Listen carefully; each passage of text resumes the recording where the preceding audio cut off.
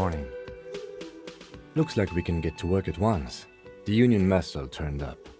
They look rowdy. We should talk to them.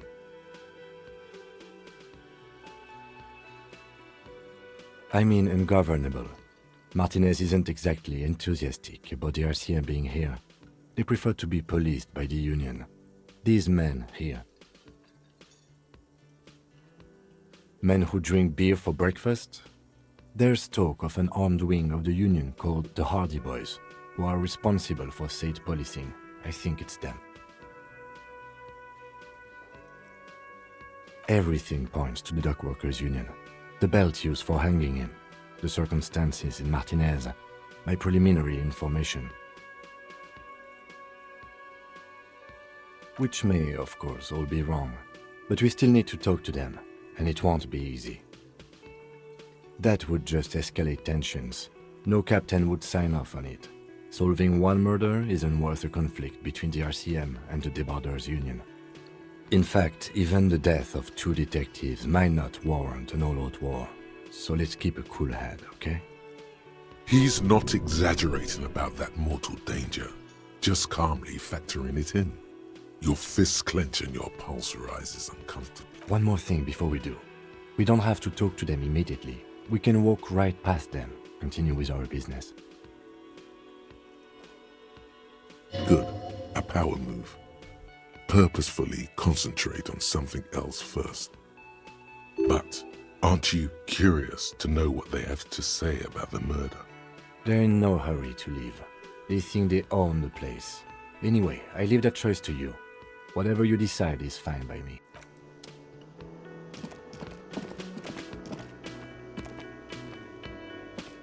Can I help you? Got the 20 real? Good. You got the room for the night, but remember, you'll need another 20 real tomorrow. How could anyone forget, asshole? Just a moment. And there's no public phones nearby? The closest phone booth is down the coast. Sorry for the inconvenience, ma'am. It's fine, I understand. Thank you anyway. I'm glad to see you again, dear.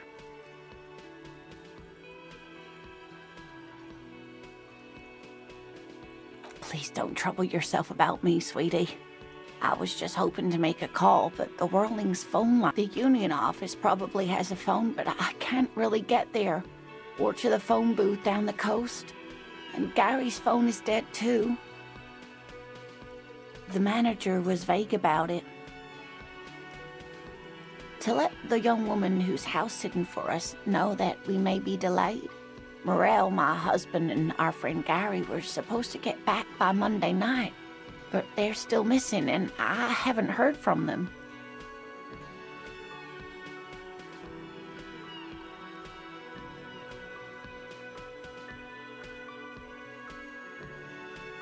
I was also hoping she'd heard from Morel.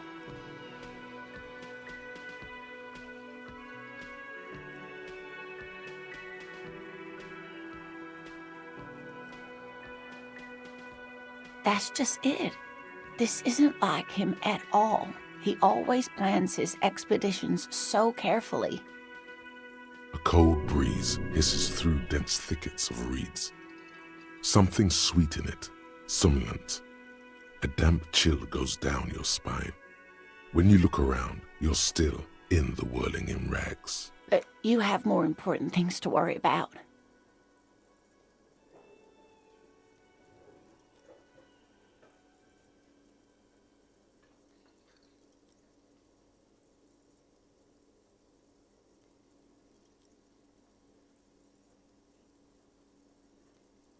Just some field work, sweetie. Morel is a highly trained scientist. He and his assistant Gary are studying an extremely rare species of insect. But they should have returned by now. They were just going down the coast across the water lock to set a few traps. He said they'd be back on Monday. What could be keeping them? The waterlock. That was broken. Could this be it?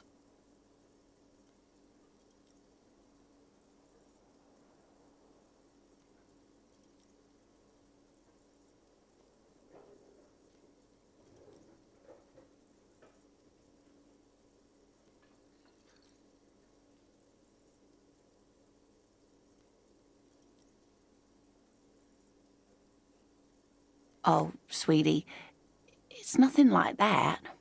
Gary's as loyal as they come. I'd trust him with my husband's life any day. Oh my, what happened to the water lock? Well, whatever the cause, I'm thankful. To both of you. You've spared me another sleepless night.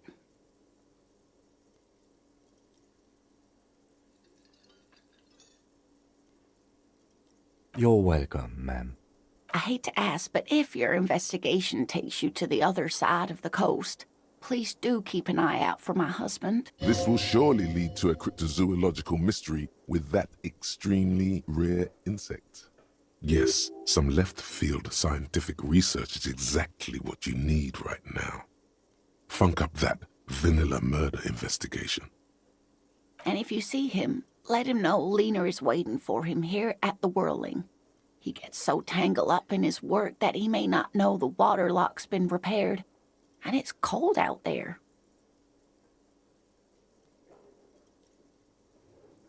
Oh, you're such a dear. Thank you, sweetie.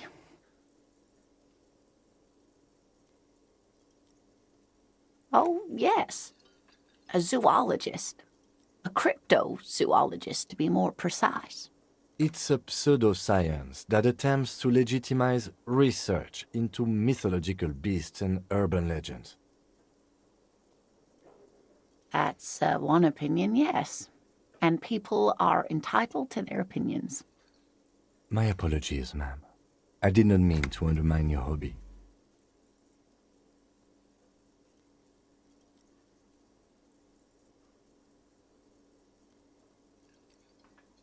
It's not a hobby, dear.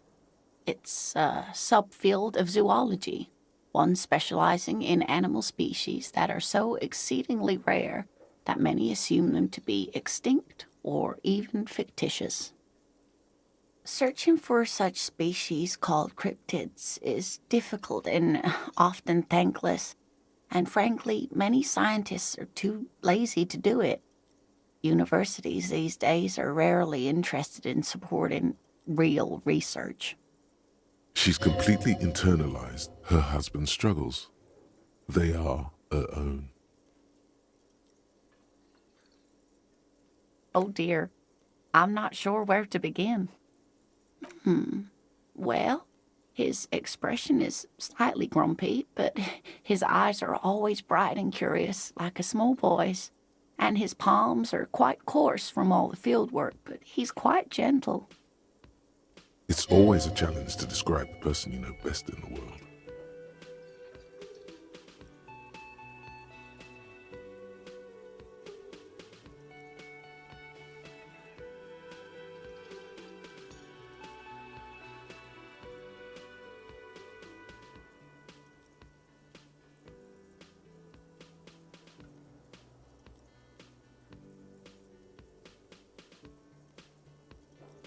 Oh, well, he's a bit shorter than you, but with a larger frame, and he has longish white hair, usually a bit uncombed. You might say wild, even.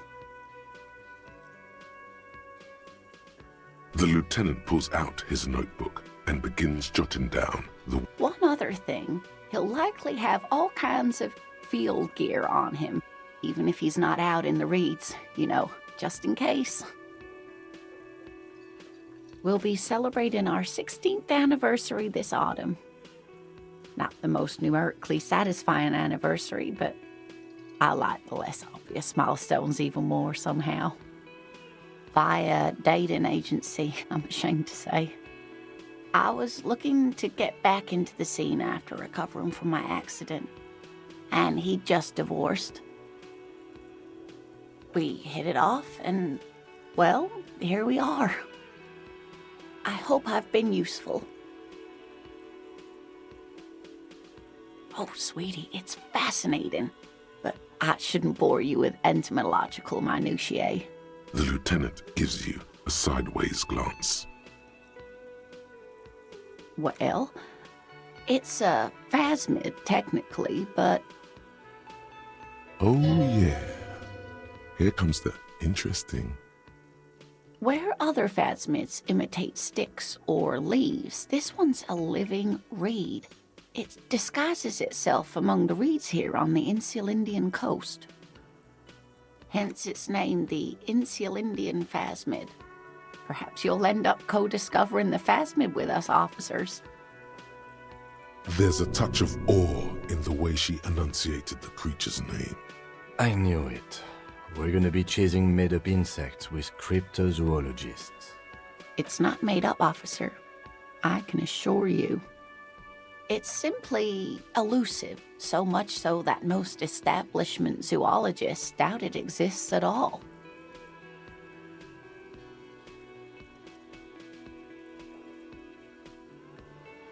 Well, some teenagers making out in the reeds saw one. They didn't know what it was, of course, but there was a brief article in a local newspaper about their encounter with a ghost insect that looks like the reeds. Gary sent us the clipping.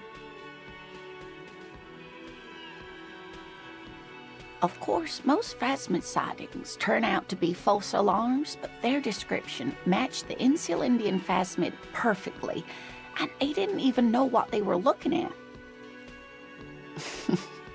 Not at all. Why else would it hide itself so carefully? Oh, I doubt it. No one gets into cryptozoology for the money, sweetie.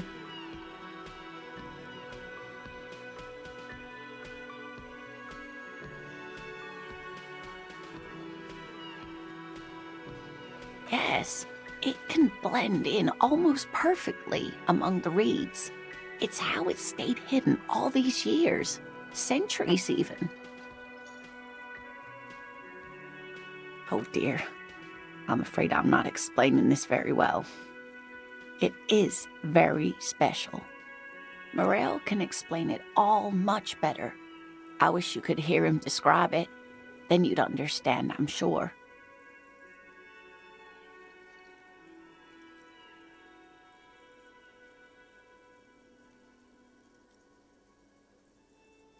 Surely things can't be that bad?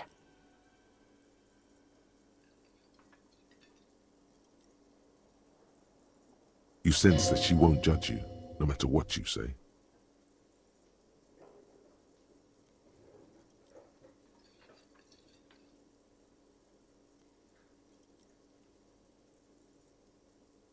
You know where we are, right?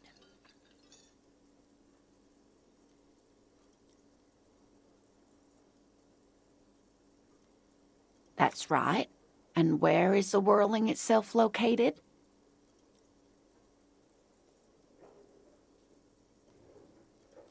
Yes, indeed. We are in the fine city of Revachol. Oh my, how would I even begin to tell you? Revachol is the most beautiful city in the world. We're fortunate to be here, you and I. I haven't seen very many other cities personally, but everyone says so. Revachol is a rare jewel. This city used to rule the world, though it has seen better days. Speaking of history, you know what year it is, yes? That's right, dear. How splendid. Here, take this pen. Knowledge should always be rewarded. Her relief is palpable. She was getting pretty worried about you there, but now she relaxes her shoulders.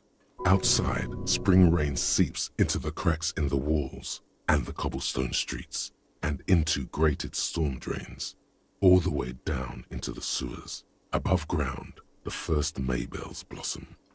I can tell that this is taxing for you, so I'll just ask one more question. What regime are we living under? What mode of government?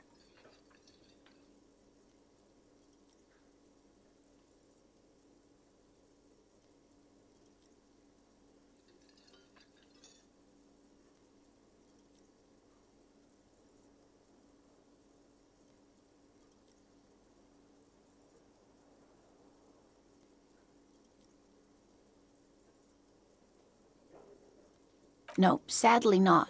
Revachol is what's called a zone of control under an alliance of foreign powers called the Coalition. We have no government of our own, and what democracy we have is market-driven.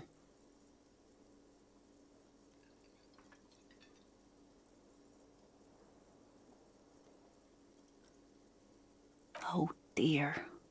And you were doing so well. There aren't really any cops in Revachol, not in the traditional sense. The status of law enforcement has been a complicated matter since the revolution.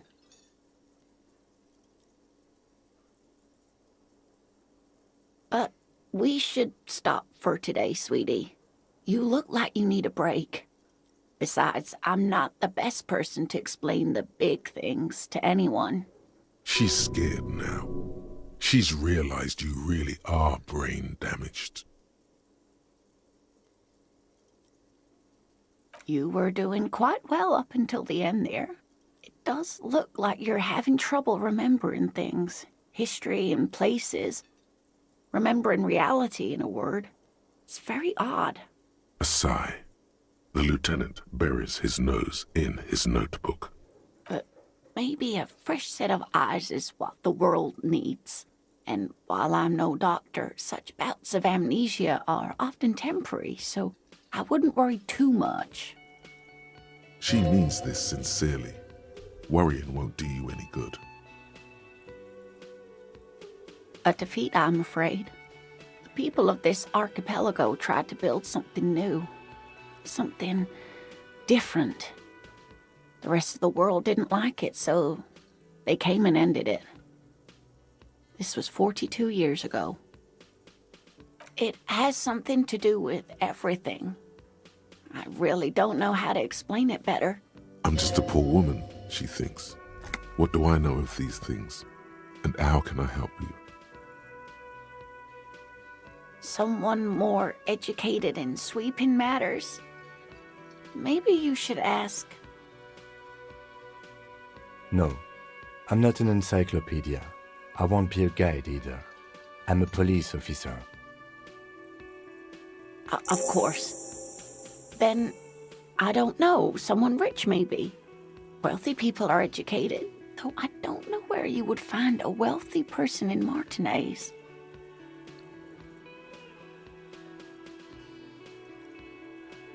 But thank you, sweetie. You did make me forget about my worries for a while.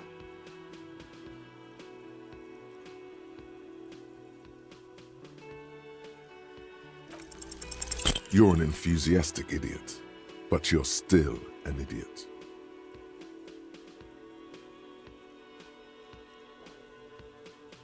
We don't have time for Cryptozoology 101. Let's get back to work, shall we?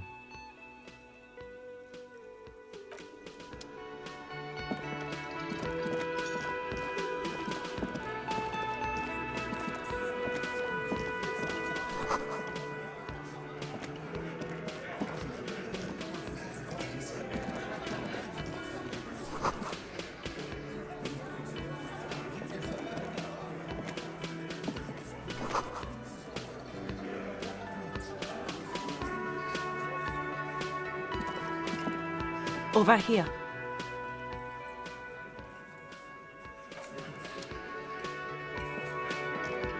Let me handle this. You seem a little different today. Less hospitable.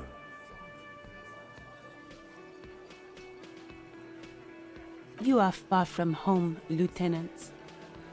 This isn't a district known for its love of self-proclaimed militiamen.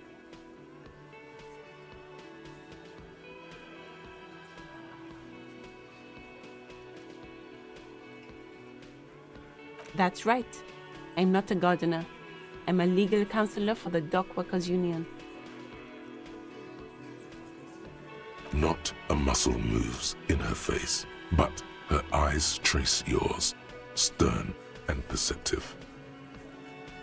You are looking for Titus Hardy, who you think has information on a murder the RCM is investigating. You want to interview him. That's Titus. Talk to him, but know this. I'll be keeping an eye on you. No strong arming, nothing official. The District of Martinez does not recognize your authority to make arrests. It doesn't matter if you recognize our authority. We will make an arrest if we have to. She says nothing. Her glare speaks for her. Like I already told you, I'm a legal counselor. Do you have hearing problems?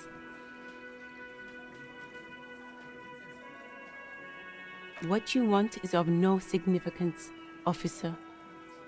Don't test your authority. In Martinez, you are no one. I saw what you were thinking. You want to say, what are you going to do to me? Don't. Just because it's in your head doesn't mean you have to say it. You will not lose out on anything good by not saying it.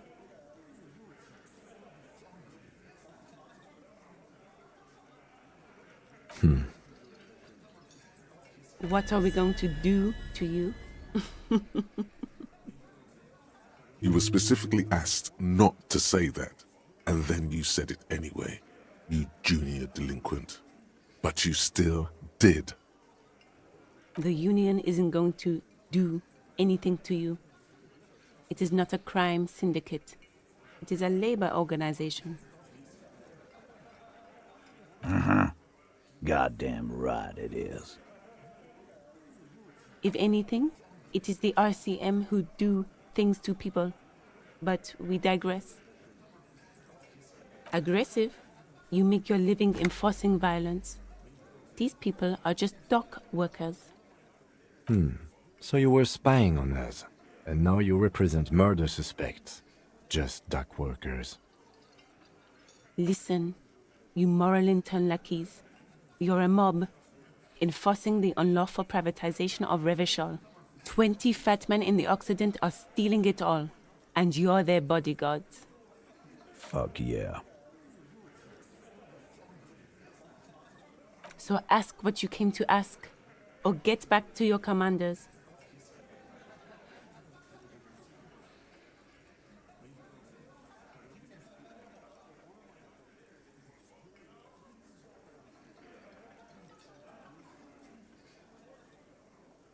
Look, a comedian. Do your job, ask your questions, then get out of Martinez. Strange. It's as if people don't believe a cop could be a socialist revolutionary.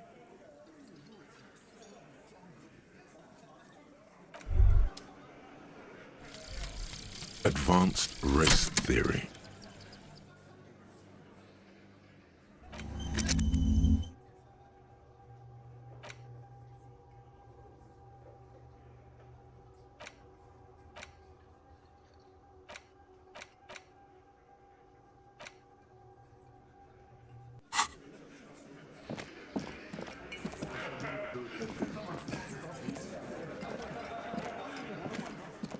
This is where you say your bit.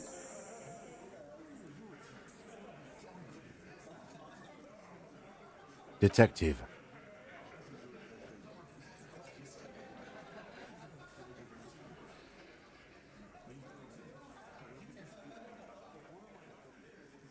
Oh, this is about him. A real looker, that one. You're sure taking your time, waiting for him to get ripe and pretty for you, huh? Oh, he was a real pretty boy by now. Real hot stuff. Letting out that pretty boy smell. Time to go to work in the shit factory! Easy, boys. These janitors have a hell of a job cut out for them. I mean, I wouldn't go in there for $1 million. You might want to start asking your questions now. It's not going to get better than this. The pretty boy.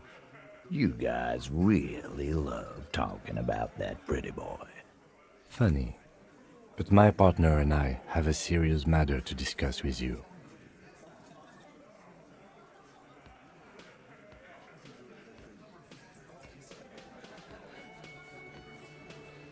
Container belt, like we use in the harbor? Because we took it from the harbor where we work. Then we went out back and used it to hang him. As he speaks, his fists contract, going through the pulling motion again, savoring it. We did this. Together. All of us. Until he was dead.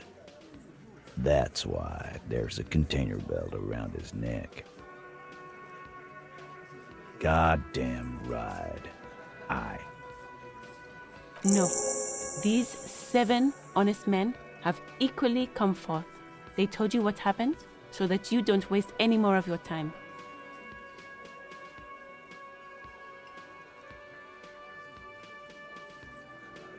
How many people have you sent to the Shays? Ever felt remorse for them? Or send them to Reunion to rot. For 20 years. For life.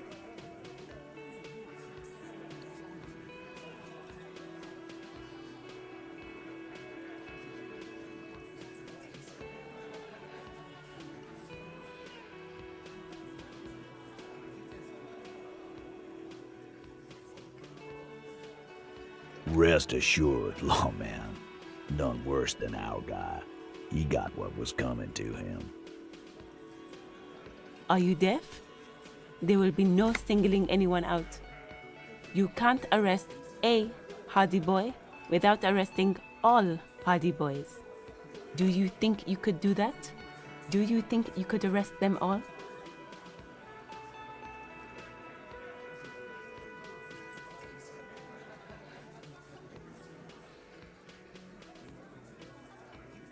Who do you fucking think does?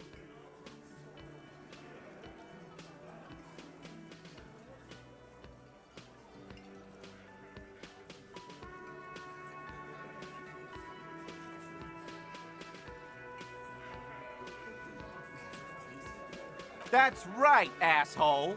Titus Hardy runs the Hardy Boys. Ain't that so, fellas? I think you got your answer, Mr. Law. No, you did not get an answer. Titus does administrative work.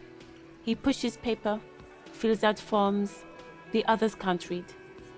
But on that night, they all acted as one man. You don't have to keep answering his questions. I know, Lizzie. Relax. We killed him last Sunday night. Seemed like a good way to end the week.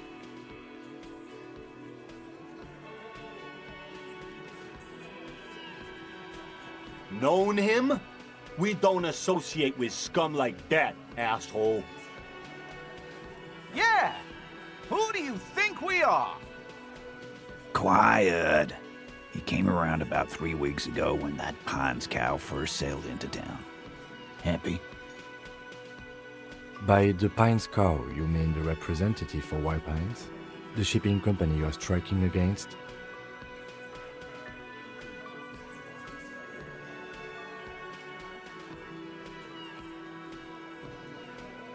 No. I mean the Pines cow. The stupid-ass cow they sent in to fuck us over. But you know what? Why don't you ask her about the pretty boy? I'm sure she has interesting things to say when you ask her hard enough. That's enough insinuation for today, Titus. Officer, your interview is drawing to an end. Don't waste your last questions.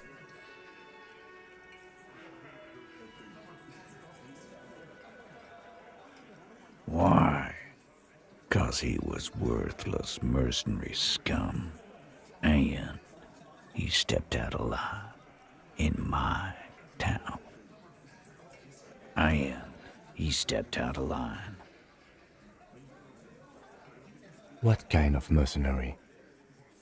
The kind that shows up when you start a strike. The experienced kind, too.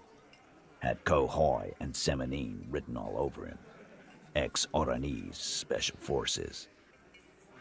A live grenade, right here in our bar.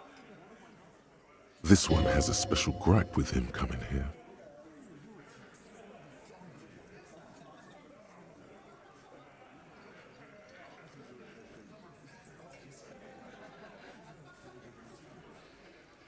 can't prove it, but I know he was sent by the Wild Pines. They hire merc shit like that. Story of every strike from here to Samara.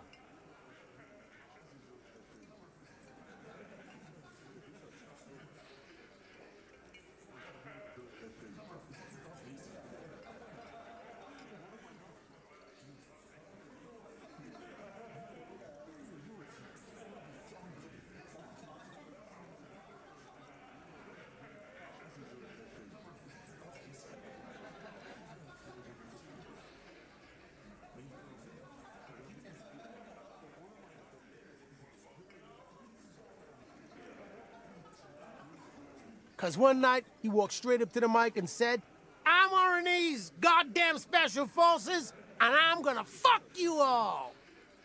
Really? Yeah, really. Had a gin and tonic up there, sang some RNA's paratrooper song, and said he's gonna fuck everyone. We couldn't believe it either, but he fucking did, right there. Like some kind of animal. This is a serious violation of the karaoke code.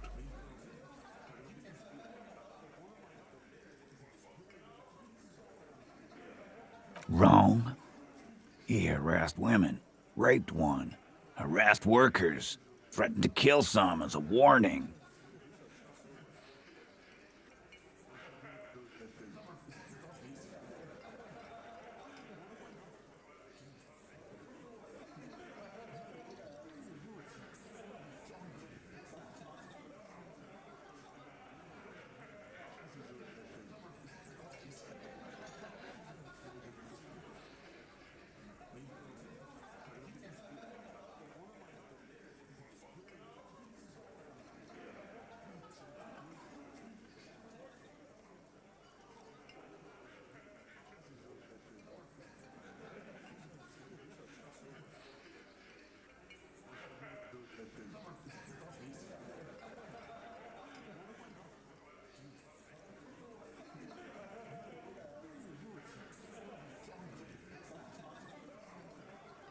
There's a slight unease in him suddenly.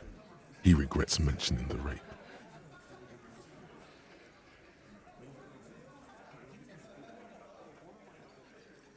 To kill us all, if we don't open the gates, if we don't let the scabs in, if we don't bend over.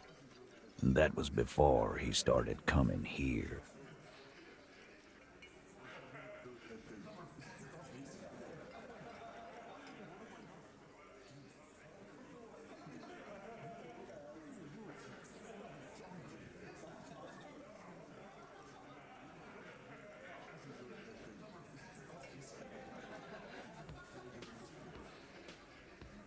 Yeah, he said it was his favorite joint now. Started coming here every night. Drinking, grabbing girls. Grabbed one of ours mid-karaoke, right there on the stage. He grabbed someone? Yeah, this girl's on the mic. A beautiful girl, young. Gets into the second verse of Lover Lake. The fucker grabs her legs, starts screaming. Show me your cunt! Why don't you show me your cunt? Then, he gets knocked on the head with a wine bottle, doesn't even fall down.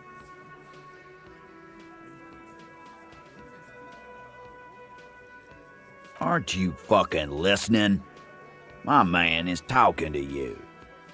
He took care of it. They got the girl out before anything else could happen.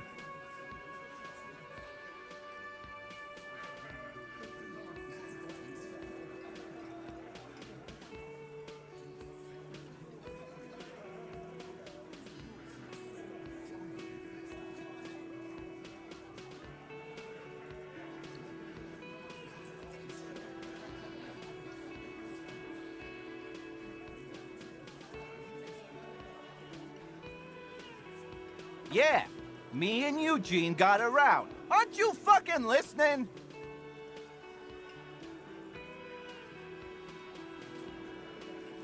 No, you're not getting the name. That's a Martinez matter, and I'm not discussing it with you clowns.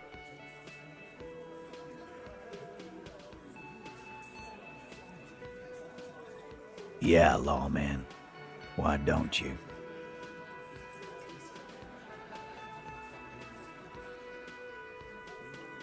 It's almost an anthropological sight, watching him try to assert dominance over you. Not in the arresting mood? A fearful readiness, like an electrical charge, raises hairs in the room.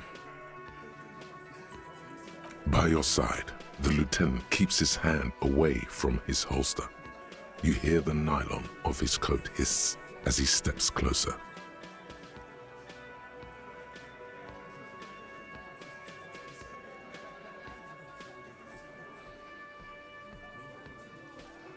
Easy. Walk back from the provocation. They're armed, and they outnumber us. The lieutenant tries to establish eye contact with you. Look, coppers, I know you think you're doing your job here, but there are 7 of us and 2 of you. The bore's the size of your eye. I can almost see the stars.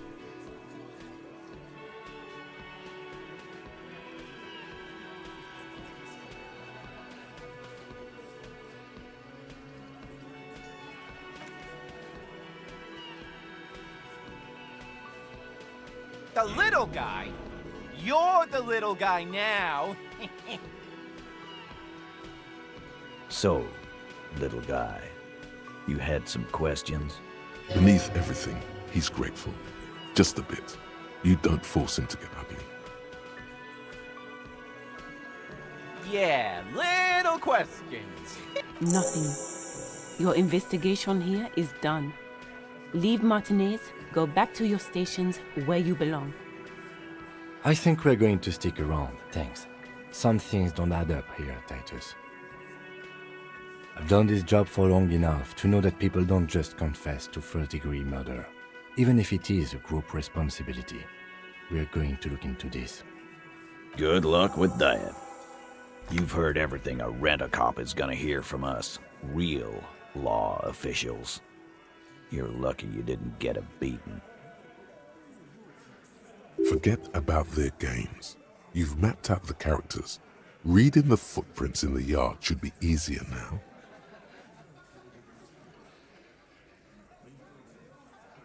No. I's here. You got business with my boys. You got business with me. He understood what you were doing, taking inventory of them. Yeah! You fuck with the Hardy boys, you fuck with Titus Hardy.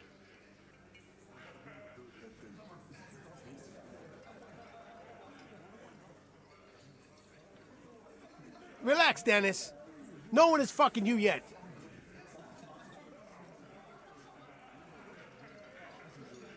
Yeah, Dennis, calm down. No one's fucking you, you stupid fuck. Let Dennis enjoy his fucking, man. We don't mind.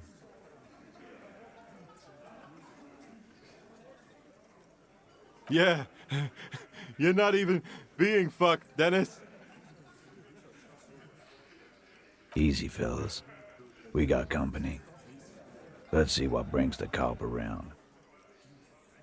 Too late. You already scanned the room. You got a pretty good picture. Good. You could take another look at the tracks in the yard, on the crime scene. See if they fit this bunch.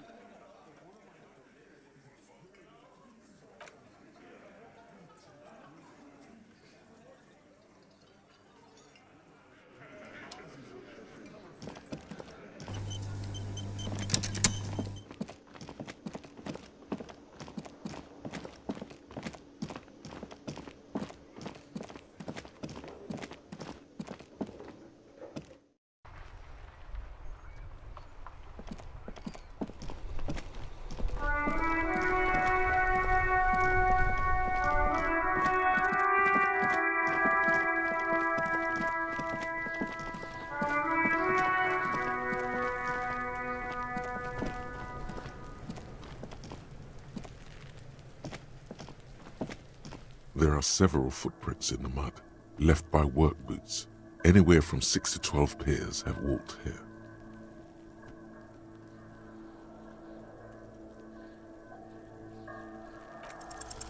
8 pairs of boots have shuffled back and forth in the mud. Where else have we seen a gang of men in work boots? That's right, the hardy boys in the mess hall of whirling in rags. 1. Standard work boot. Steel reinforced toes. Number 46. Just like Titus was wearing in his booth. This is the big dick, Titus Hardy. The one with the ball cap on his head. Is it? They didn't even bother to change boots. Putting them on the scene is easy. Maybe even too easy.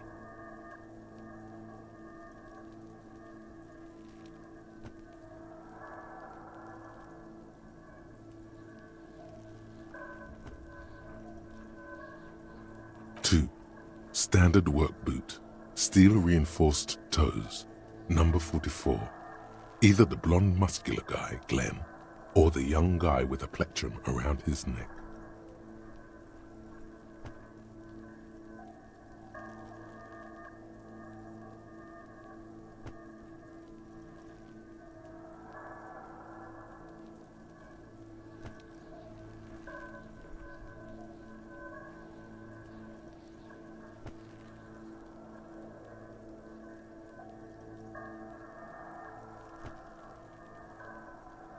Three, hobnailed work boot, steel reinforced toes, number 43. The inked banger, perhaps. 4. Standard work boot, number 45 or 46. Theo, the old smoker. You think you even see a tiny fleck of cigarette ash inside the print. 5. Another standard work boot, reinforced toes, number 44. Same as before.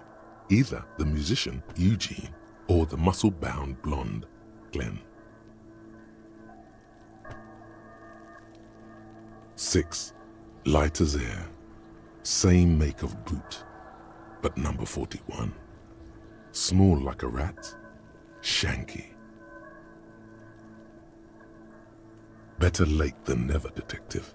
The whole world is dark and the tracks burn in it with strange beauty. 7. The glowing outline of a standard work boot, number 46. The imprints are twice as deep as the others. The weight exceeds 200 kilograms. Fat Angus, carrying something? 8. Another standard work boot, number 44. There's an aberration in the pattern of the sole. The right sole is smoother, more worn. Curious. A missing 8th Hardy boy.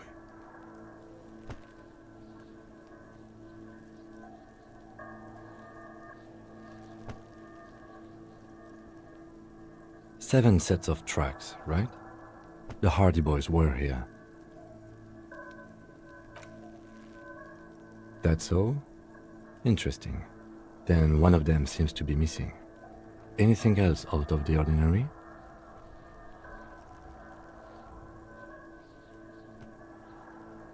Note to self. This would be a good question to ask Titus. Where's the 8th man? A leader like Titus doesn't let one of his guys out of sight easily, especially at a time like this.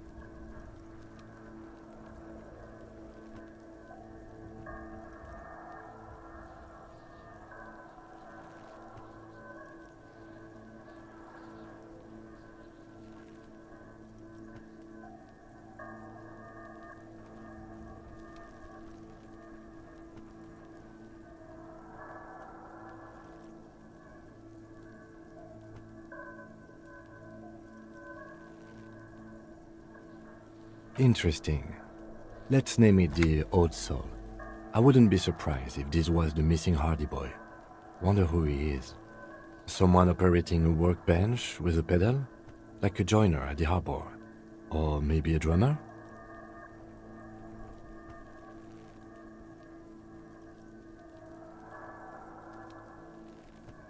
He regrets it the moment he says it.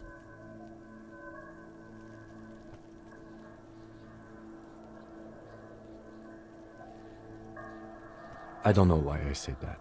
We are not looking for a drummer. We are looking for a group of dock workers. Perhaps it could be a driver. A driver would wear out their right shoe before the left. The accelerator is on the right.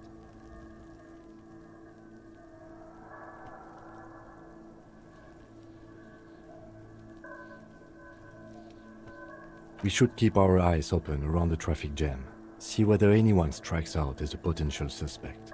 Seems prudent, no?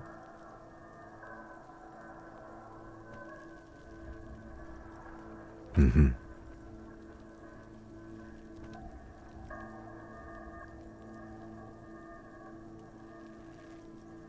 I'm guessing that's the skinny Hardy boy. The one with his front teeth missing. Yes, well, he did look a bit like a rat, you're right. Do you think those prints belong to him? Maybe you're right and it's someone else, although I doubt it. 200. This could be the combined weight of two people, one carrying the other who's tied up.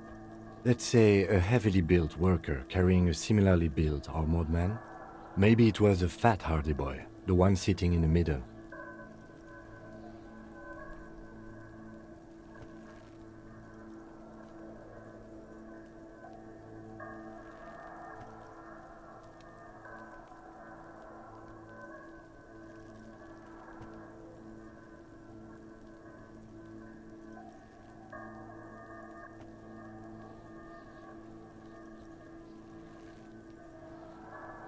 He might be right. 200 kilograms of living weight is unlikely. Possibly, yes. A week, maybe? 7 days would fit the time frame provided to us by the caller, who reported the hanging. It is not impossible. I pulled last week's forecast for coastal Havashol. 7 days below freezing. The day before, the day of his hanging, was the last warm day. Correct again. Sub-zero temperatures would preserve the tracks in a good state. The commotion here could have taken place a week ago. What do I think? A mob of people brought something heavy to the tree. One of them was carrying the victim. They shuffled around, especially under the tree. Then, after hoisting him up, they stood in a semicircle facing his direction. At first glance, this appears to be a lynching. Indeed, they all stood in a row here and looked at the tree. So far, so good. Only one thing missing. Of course, there were 8 tracks, but there are only 7 Hardy boys. There's one pair missing from the Union box, the 8th pair. I'm going to say it was our old soul. Yes, I doubt the Hardys are going to tell us who this person is. For now, it's best if we just keep our eyes open. I'm sure our investigation will eventually lead us to the old soul.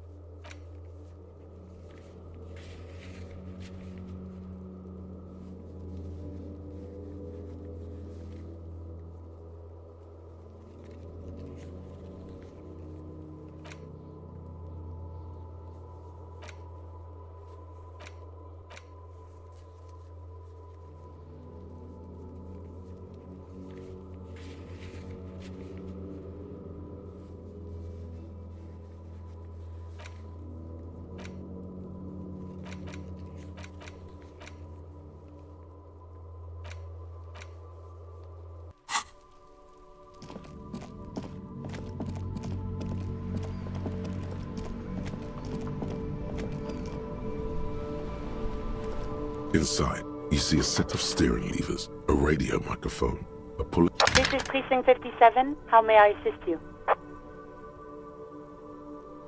Yes. The armor was produced by Fairweather in their facilities in Bétancourt, sur la Clé in 42. It was part of a special order for Corps de Pharmacie, a security firm contracted to protect the interests of Oranese pharmaceutical companies in the Semenine conflict. So, it seems the armor went to Semenine. That's where the paper trail ends, though. Even the firm has proven difficult to track. Corps de Pharmacie has been renamed several times over in the years since the armor was issued.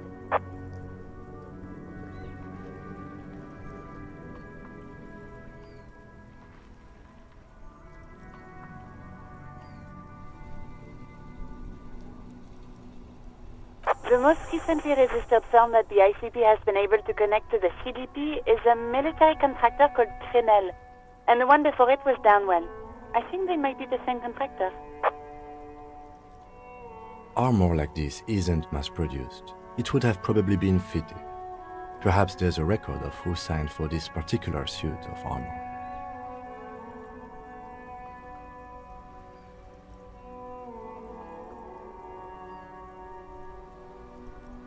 Hard to say. Their client list is rather diverse and incomplete. The only constant seems to be that the mercenaries are always deployed in third and fourth world countries. Yes, but the ICP tends to be reluctant to share private sector records. I could try to talk them into it, though. This is a fun challenge for her, an opportunity to contribute beyond doing her job by rote. She'll gladly put in the extra effort for Team RCM.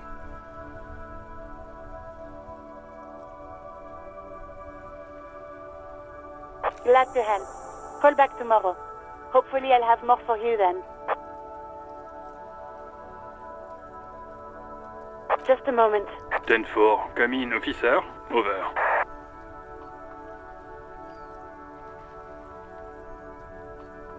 Roger that. 10. 18 kilometers to the south, in the 41st Precinct's relay booth.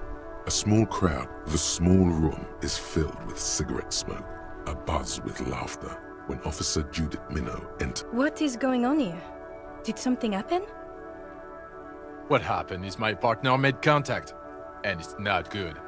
He's lost his badge. He seemed confused, delirious even.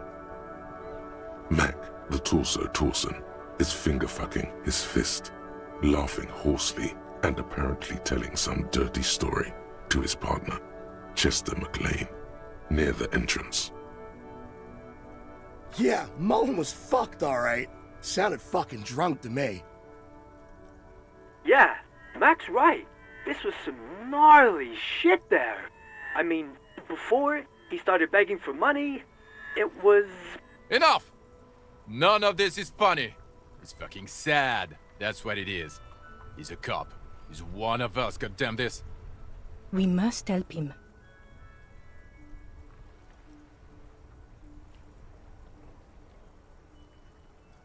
Yeah?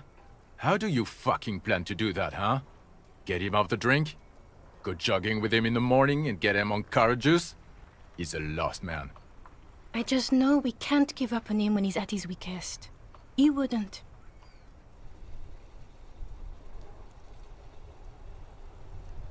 Mac, man the door. You know what he told me? I don't want to get better. I want to get worse.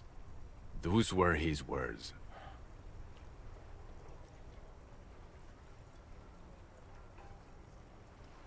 This shit does not leave this room. Not a word of this to the captain, or anyone else. We'll give him a couple of days to pull his shit together. I guess I can hold off the report for a few days.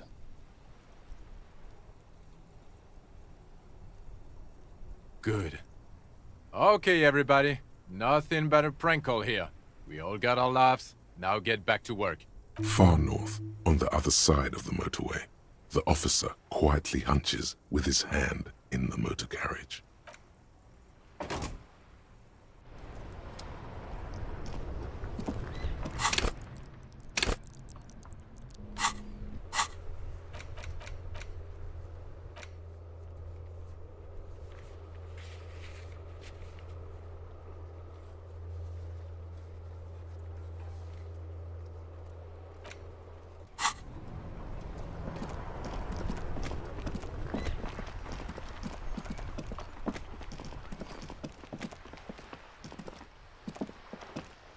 Hello, sir. How is the investigation going? Found any curses yet? Oh, that's great! I hope exciting adventures lie ahead. And maybe you can help Mother become less afraid.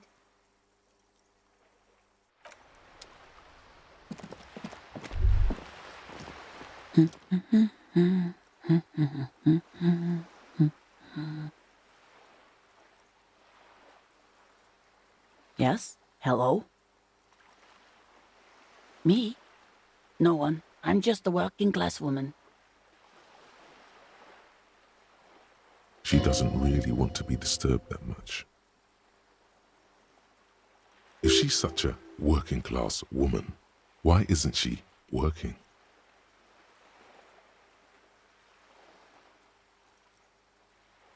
Not all the time. Right now I'm browsing books. Even a working class woman needs something to read. It is. I know you are. Everyone can see that. The rectangles. What with?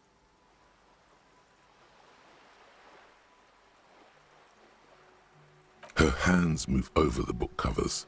The tips of her fingers look rough, stained with yellow. It seems like she has spent a lot of time at work, smoking. An array of neurons fire up with joy. Bum her a cigarette, lest it turn to pain.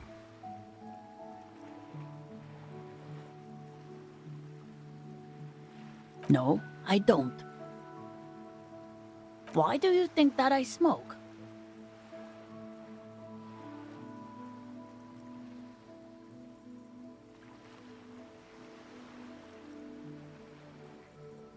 It's not like yours look much better.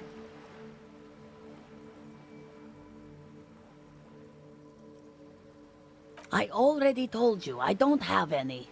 Go bother someone else. She's lying. She's goddamn lying. She has smokes. Sorry, officer. Sorry, officer. From the kiosk? There's one near the harbor. It's frita. You can look it up. She sighs. The woman before you nods and returns to her reading.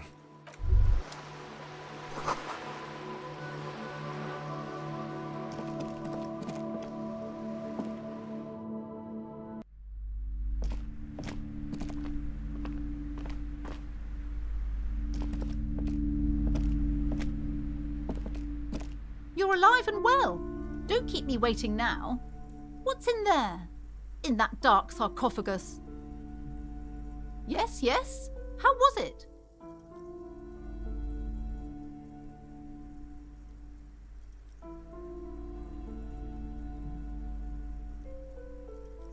But what else did you find?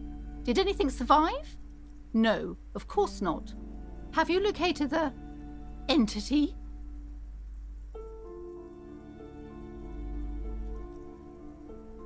A novelty dice maker? Well, spit it out. Why does she need the dice? For some kind of sorcery? Sometimes they use the ankle bones of sheep.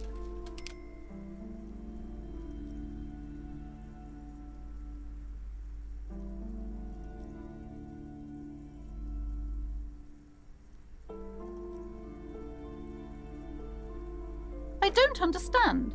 If it's not her, then where is the source of the doom? How did she explain the curse?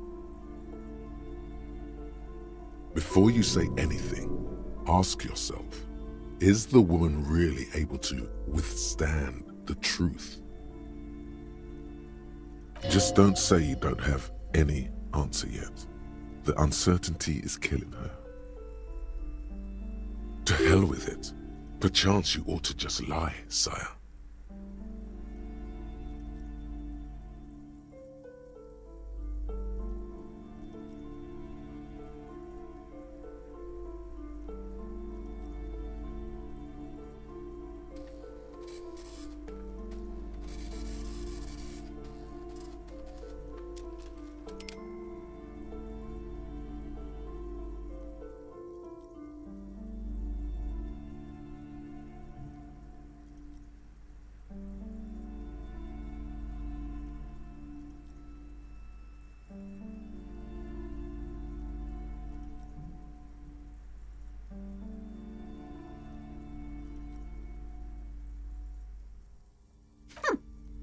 many inconsistencies.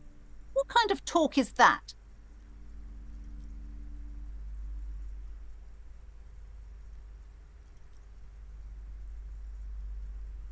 I am not doing as well as it looks like I am. I only have my Simonese wards to thank for the protection they provide. Yes, because her business consists of the psychic leech that's been feeding the curse. I see that you've fallen for her manipulation, Detective. The investigation is over. I just hope that you haven't made anything worse by going in there. Thank you for nothing. Please do buy some books or be on your way. Wow. Total psychic collapse between you two right now. I am sorry we had to disappoint you, ma'am. Can we go now?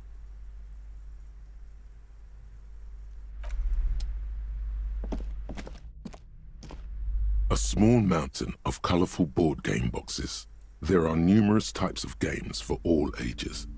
Wonderful board games, sir. The Viticulturist is a classic for sure. Or perhaps you'd like Archipelagos of Browbritter is a fun game of economic competition, but can get quite intense after a while. We have... Who are you going to play board games with? Do you have friends or family?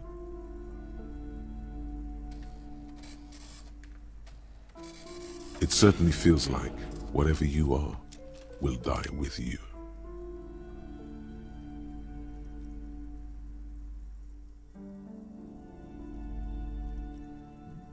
Then you're a lucky man, officer. Children are the greatest of treasures. For playing with friends, I'd recommend Suzerainty. It's a civilization building game where you build a civilization, then set off to brutally colonize and repress other civilizations.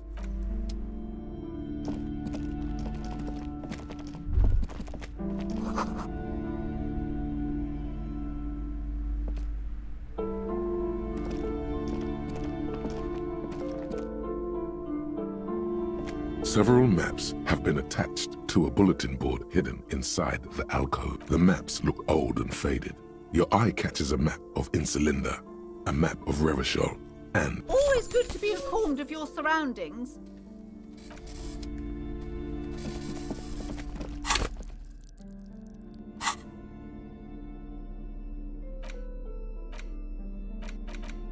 an intricate web of blue. The pattern still kind of has. The worn map features the patchwork grid of the streets of Martinez, with directions to appropriately touristy locations. Year 48 resides on the upper right corner. Your finger moves through the various streets, across Rue de Saint-Ghislain and Rue Saint-Sipar, over Saint-Brun and Martinez North, finally coming to a halt on the spot where you are currently standing, although the map gives no such indication itself.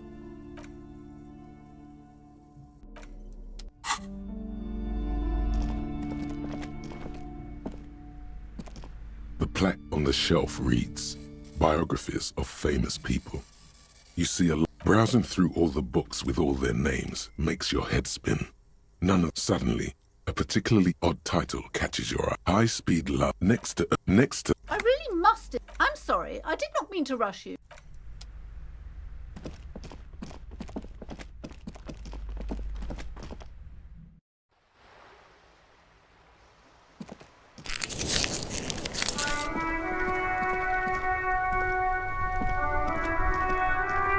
The dented yellow mailbox.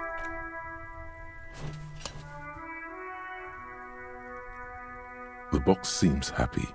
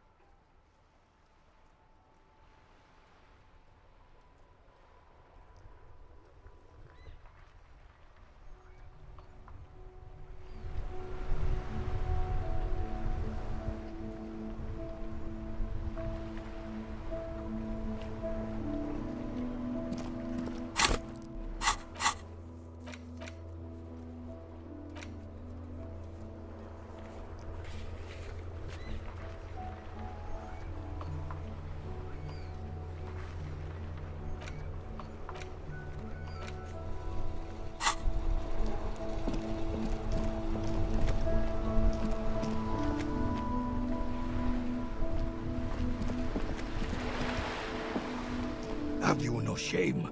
Whining about your back every time you bring out the measuring tape. René, you're a man with a fork in a world of soup. Please, let's just try to enjoy the game, all right? I'm trying to, but you keep breaking my concentration. You're old. I can see that. We're both old. Now stop grabbing your ass like it's a girl. These manly men are playing balls. This is a ball game. Grab a ball and play it. Don't ask questions. Shoot first. Ask questions never. That's the spirit. Don't even waste your breath asking about the game. See? Your munching and complaining have ruined my concentration. Ah, mon Dieu. The pain in my back is unbearable. I can't even say if it's in my back or hip anymore. Feels like it's in both. I hope you pass out from it, you goddamn jellyfish. Men like you are the reason this nation is sinking. Shush. Ignore them. They don't know what they're doing. They're old. You are letting down yourself and the team. Get in the damn game already. Eyes on the ball, Dinky Winky. See? Ah, mon... I hope you Shush. Ignore them. Doesn't matter what team. Pick a team. Any team. The blue team. You're letting them down. Get in the game and throw the goddamn ball. Eyes on the ball, Dinky Winky.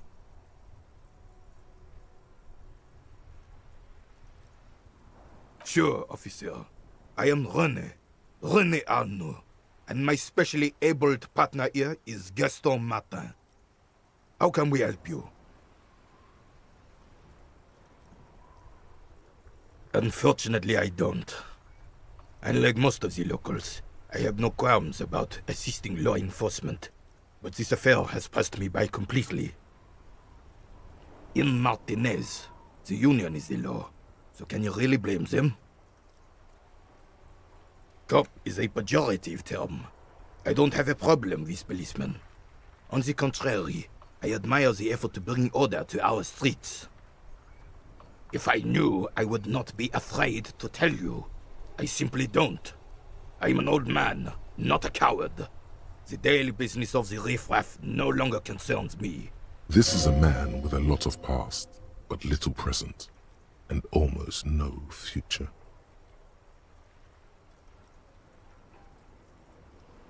Yes.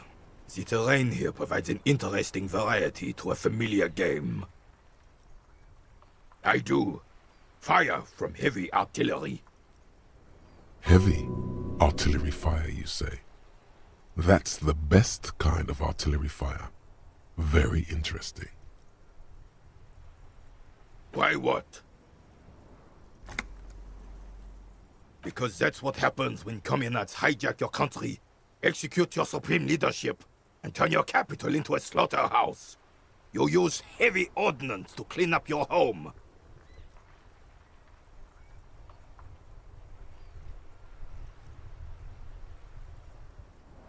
Commies, communists, socialists, anarchists, call them what you like. They just chose a name to feel special. Senseless sentimentality.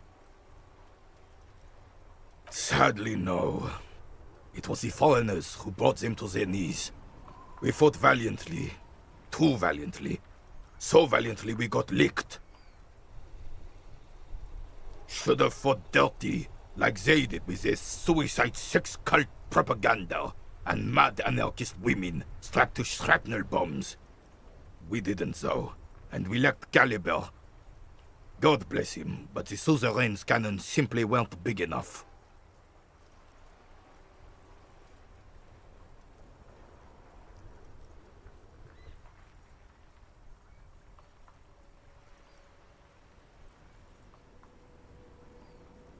This place is a damn beachhead, son. They had to soften the commies up first. Yes, the military coordinated amphibious landing to take back Revachol.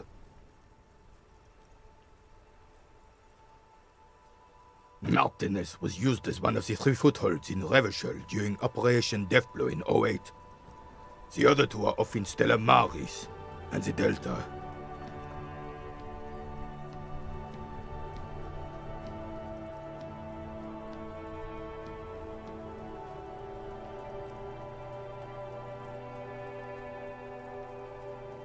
This here is Blood Ground, where Coalition boots first made landfall and cleaned those rabid dogs out. Most likely, we're playing pétanque on their mangled corpses. Blood ground. You got old René going there. Like he isn't hungry enough already. Don't get me wrong, officer. I hate those foreign dogs, but the enemy of my enemy and all that. They're the lesser evil.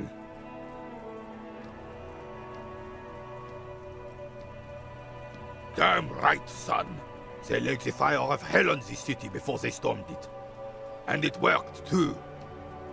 He approves of this radical approach, knows it was necessary. The rest of the city got cleaned up, but Martinez they keep as a monument. And now the Union Socialists are practically running the place. Well, it's your own damn fault. You, we, the Coalition, Revachol, whoever you want to blame, never finished the job.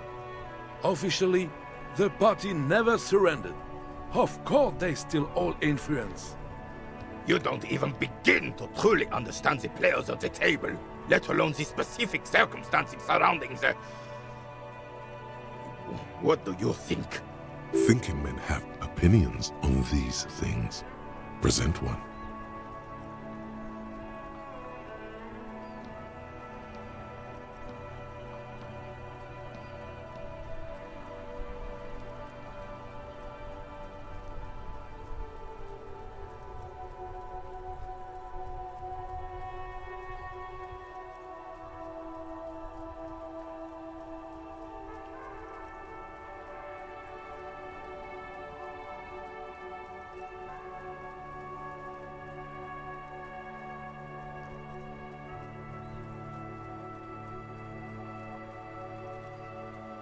Preposterous! Surely you don't mean it. I'm just sorry it had to be them. After 8 years of fighting those commie hyenas, boiling cats for food and drinking my piss in the mountains, I would have preferred if the Right Honorable King Guillaume returned through Revachol, or even if that damn clan Frisel had risen from the grave and led us. This royal failure weighs heavily on him. Instead, all that is just, holy, and beautiful in the world was wiped away, and now it's neon signs with toothpaste ads everywhere. Foreign influence peddling garbage and stupid music on the radio. This is just what the commies wanted. This was their plan all along. This is what they wanted to replace the role of the suzerain with. Damn Frisel. He was the king we couldn't protect. The Carabineers failed him, and the crown. He died in the hands of the Hyperlay, in a very public execution. A true king in both blood and mind led Revachol before Frisel. He would have been better, but the damn commies drove him into exile. The suzerain is the king! Has everyone forgotten already? They've forgotten already. It's no use talking to you. You were still in Daddy's borders when it happened. When we took our last stand against the Fifth and rode the cavalry straight into gunfire.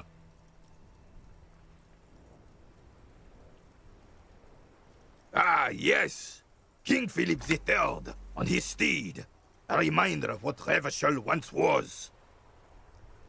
Oh, absolutely. At the mercy of a cocaine-snorting tyrant who emptied the treasury so he could sleep on a bed of gold. Cocaine? Cocainum? Sounds like our kind of king. And just a superpower, feared and respected. A testament to what this country can be under the leadership of a true king. Someone who knows how to rule. Decisively, without fear of offending the sensibilities of the frail and weak-minded among his subjects. This is something the insurgents never understood.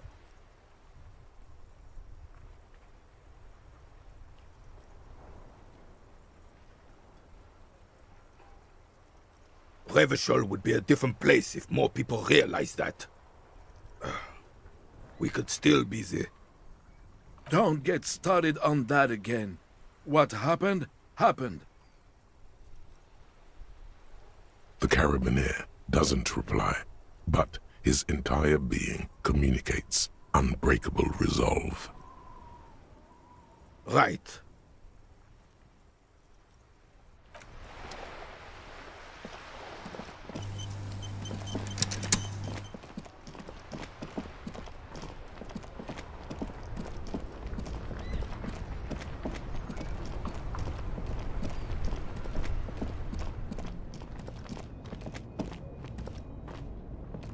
There's a pile of cheap sunglasses in a small box, a variety of shapes. You like sunglasses, officer? I've got the latest styles right here.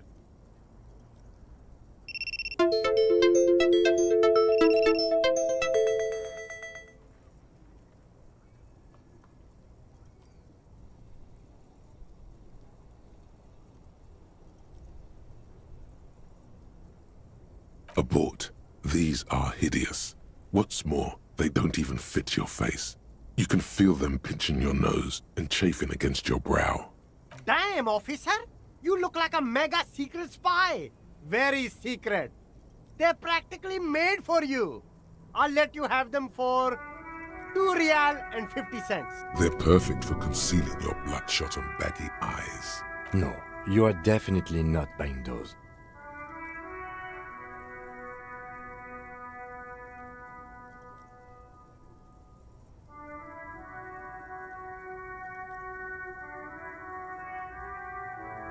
Are you sure? But they look so good on you. You should a good starter pair, officer.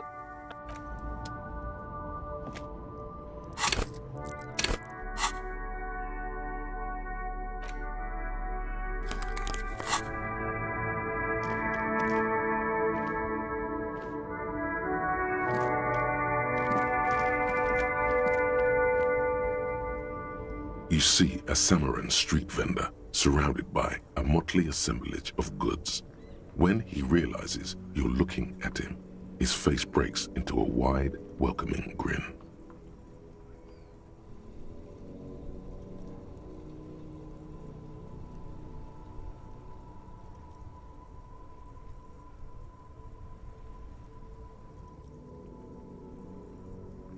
The name Sileng is embroidered over his breast pocket.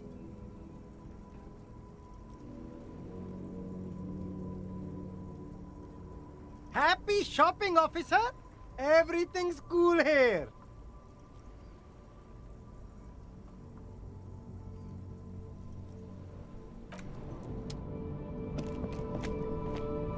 There are clothes inside, cheap second-hand clothes, smelling of strangers' body odors. Don't be shy. These are premium class clothes. Good quality fabrics, best retro design. Save the economy with your style, officer.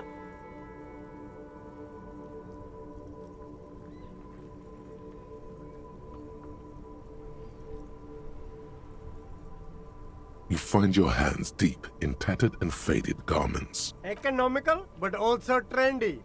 Look first-hand, buy second-hand. Keep the economy moving. Something synthetic and sleek, a windbreaker. Surf, it says. This jacket is the apex of human evolution, the moment at which man became weatherproof, practical, and yet it may deaden your senses to the world around you, possibly because of the awful type. Good choice, officer. Mega sporty. And it's only $4.50 for you, sir.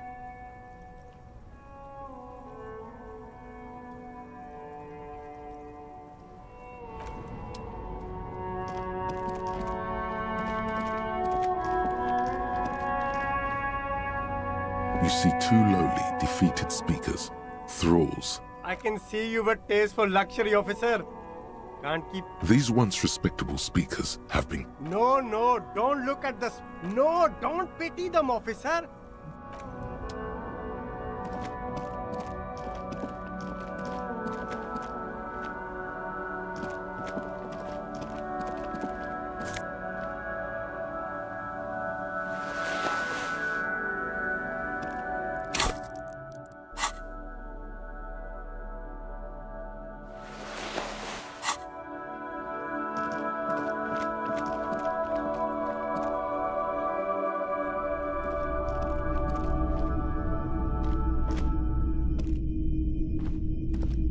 Hello again. How can I help you? Sure thing. Sure, man.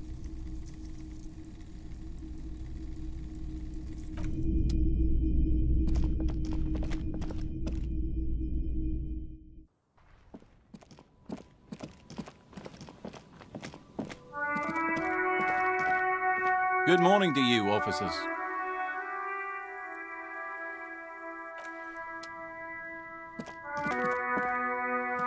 A couple of indicator lights are missing from this control panel. Loose wires dangle from the now vacant holes. In the middle is a lever. Beneath it, a small metal plaque. This panel usually closes the water lock, turning it into a bridge that lets you cross the canal. But there's a crashed salmon and butter sign in the way. Pulling the lever probably won't do anything. You pull the lever all the way up until the metal clicks against the contact pins. Nothing happens. Nothing happens. A cold gust of wind blowing in from the sea interrupts the silence of the situation.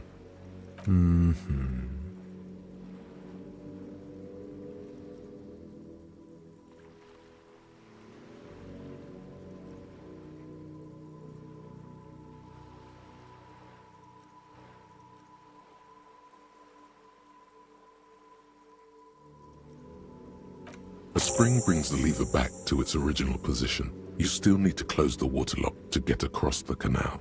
Some other way.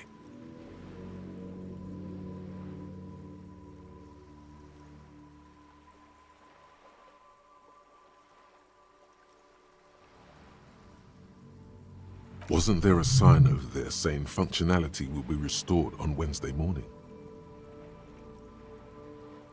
You pull the lever all the way. Nothing happens. A spring brings the lever back. Wasn't there a sign over there saying functionality will be restored?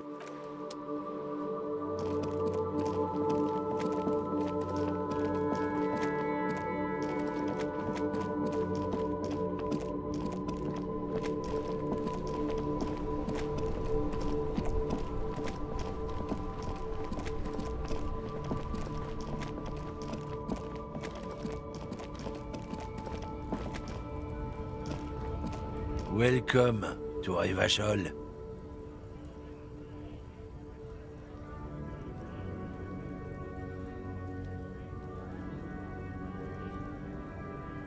Don't you welcome to Revachol me.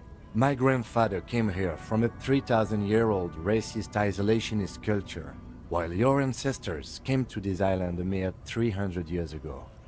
Every school of thought and government has failed in this city, but I love it nonetheless. It belongs to me as much as it belongs to you. It's men like you who keep Revachol divided, making it that much harder for everyone to climb out of this post-war limbo. Oh, come on, man. I just said welcome to Rivachol. It's a lorry driver thing.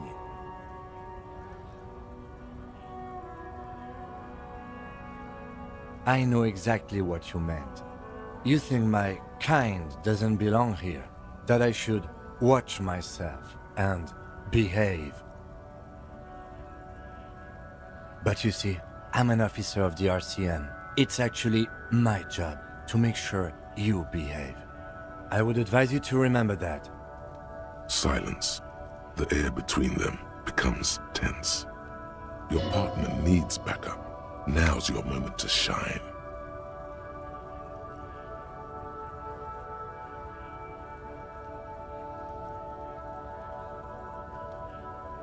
I haven't learned anything I didn't know before.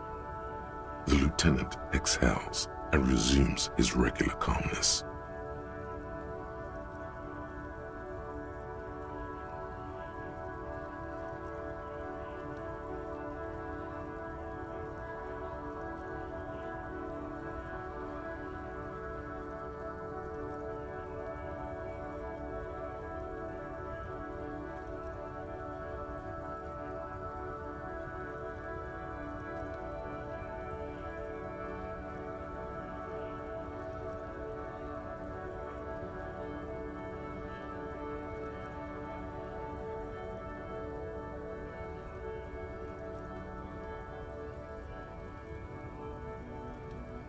Whatever you say, officers.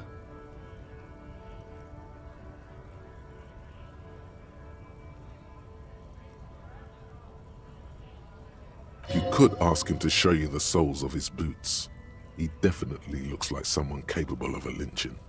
Maybe he was present. Oh man, that's great. Look at that guy go. Haven't seen anything that funny in a while. God damn. Thanks for that, but no, it's not mine.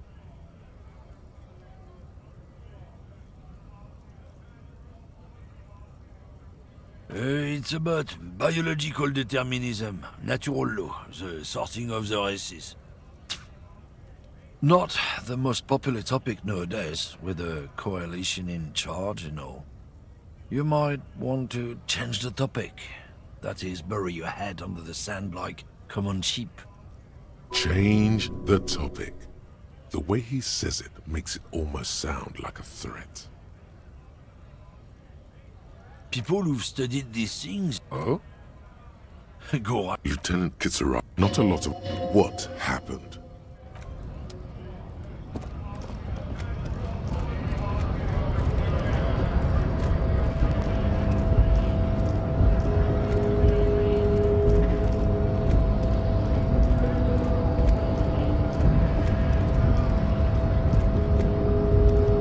The unpromising race pupil returns. And...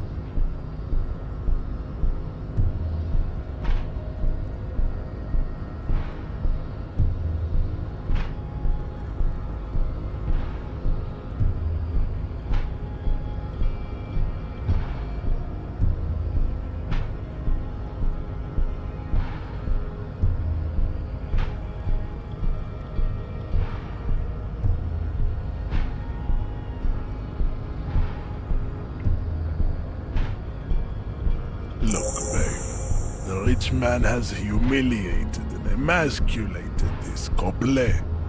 He can only think in base materialist categories and feminine abstractions like money.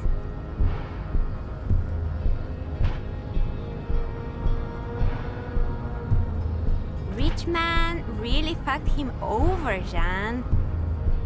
His rage is already played out on the stage of history as the grotesque tragedy of revolution. All it can accomplish now is impotent academic text and neurosyphilitic rock and roll melancholia. Impotent class warrior, I take pity on you. You clearly want to enter the harbor bad, like a little boy who wants to go on the potty. I can press the button for you. It will open the door. Very well. You may enter the door once. Our race conversation here has concluded. Finally. Let's go.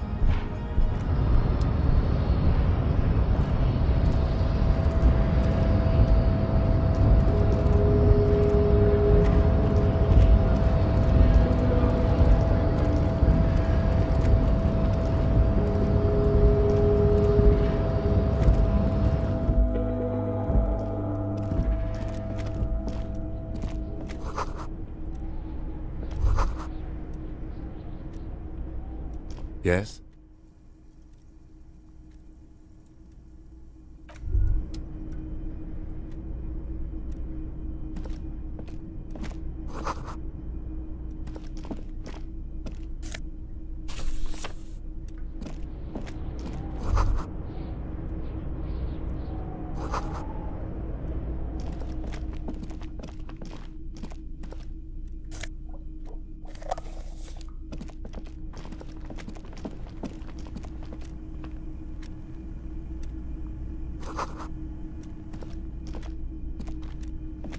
An imposing combination of a punch clock and a payphone is looking down at you from the wall. A note on the side says, "Tokens unavailable due to strike. Use change." The machine swallows your coin and seems to be waiting for your next move.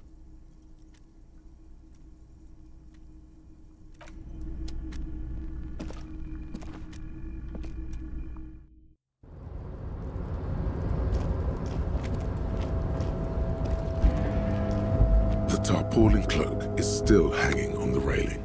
The white rectangle of the Revachol Citizens Militia is clearly visible on its back.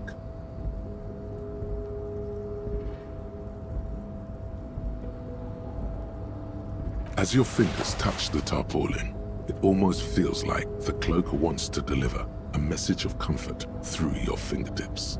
I will shield you from the elements and give my life for yours. That's what the cloak is relaying.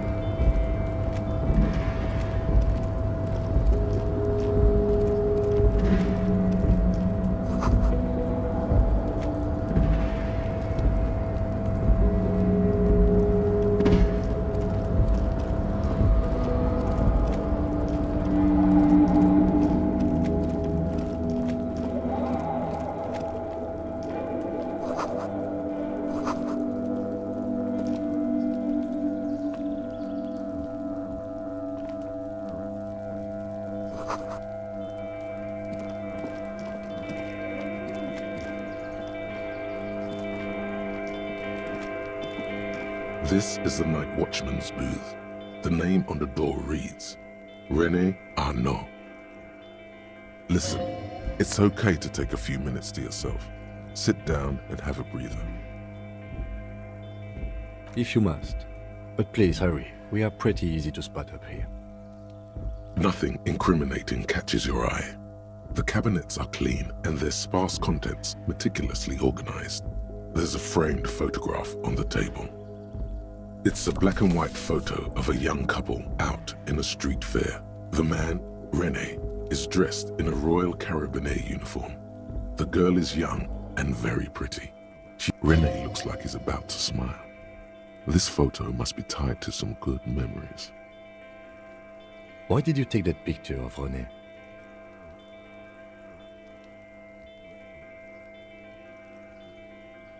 You're really interested in that old soldier. Not sure I understand your fascination, but sure, as long as it doesn't take up a whole lot of time.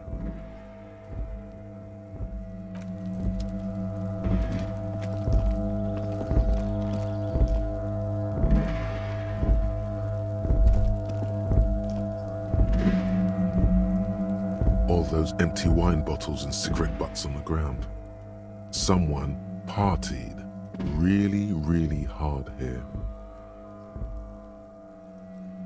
Well, yes, I think we can say with relative confidence that it was you.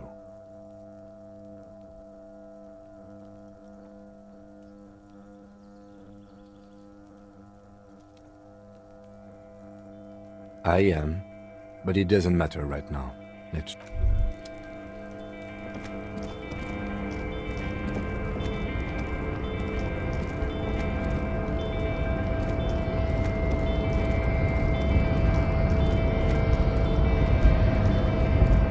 Control panel with several knobs. 2 buttons marked Marche and Arrête are faded with use. It seems to control the large crane above. A container is attached to its hook block. Marche. On. Arrête. Off.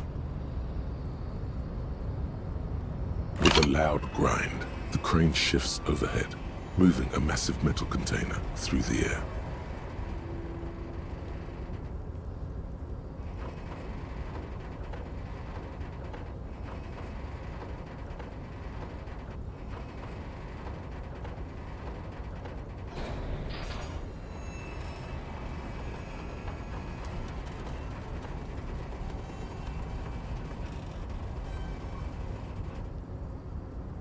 And with a surprisingly quiet thunk, the crane places the container down. I can't see how that was worth the wreckers, except for seeing the crane in action, which I admit was satisfying.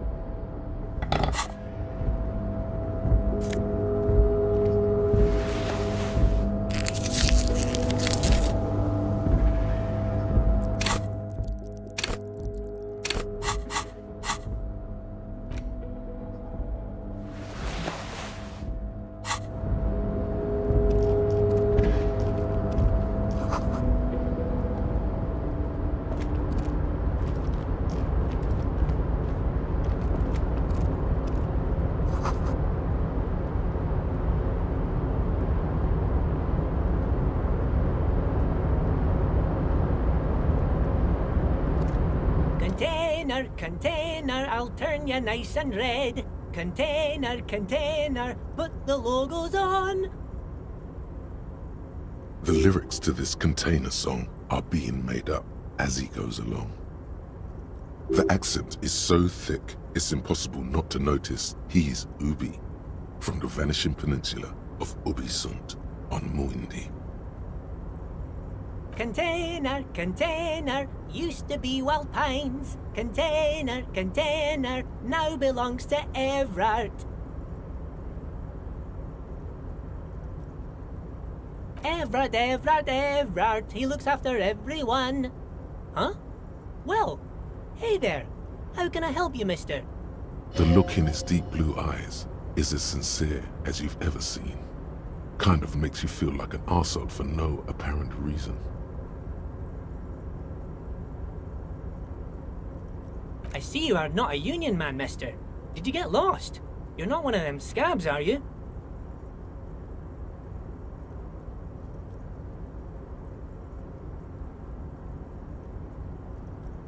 I mean, I don't personally mind. Folks is just folks, you know, and folks gotta eat. Just some of the other guys don't look too kindly on the scabbing kind, if you know what I mean, mister.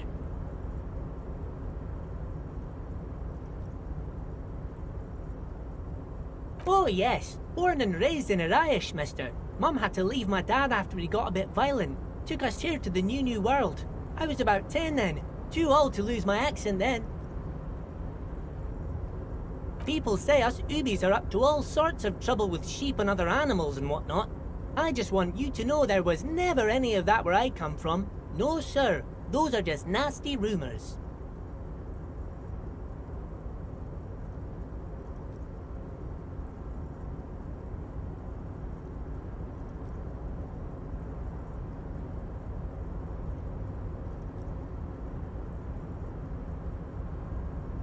Thank you for clarifying that, sir.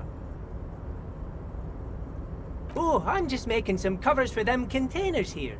Yes I am, yes I am. So it's easier for the crane operators to spot them. Sure, mister. About what? Oh, most of the guys are down at the gates, keeping the scabs from coming in.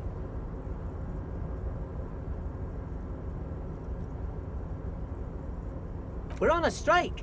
The whole union is. You don't have to work when you're on strike. Ha! We haven't worked for 2 months now. So no one is working? Not everyone is down there, of course. Mr. Evrard is in his office, where he always is. And Jean-Luc is guarding the gate. But Titus and his boys got into some drunken trouble and Evrard sent them on a nice vacation. For a week or so.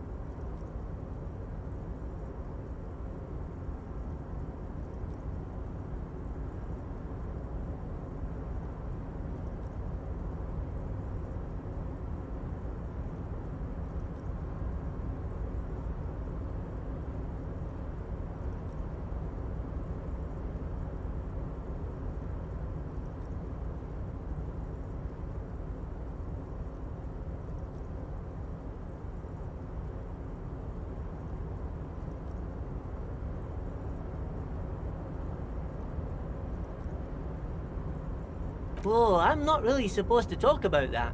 That's union business. Him and his boy stirred up something in town. Probably drank too much and got into a fight or something. I heard Mr. Evrard telling him to take some time off. No, I don't think they killed anyone. Let's better talk about something else. Titus and his boys do good work. I don't want to get them in trouble over a little drinking.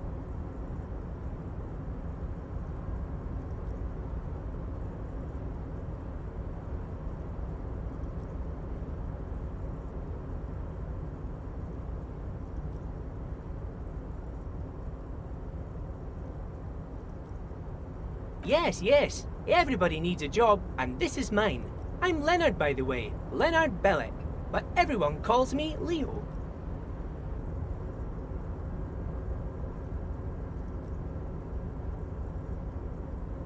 I'm like Mr. Everett's right-hand man when Mr. Edgar is out of town, and Mr. Edgar's right-hand man when Mr. Everett is away. Actually, Miss Beaufort is the right-hand man, but she's a lady.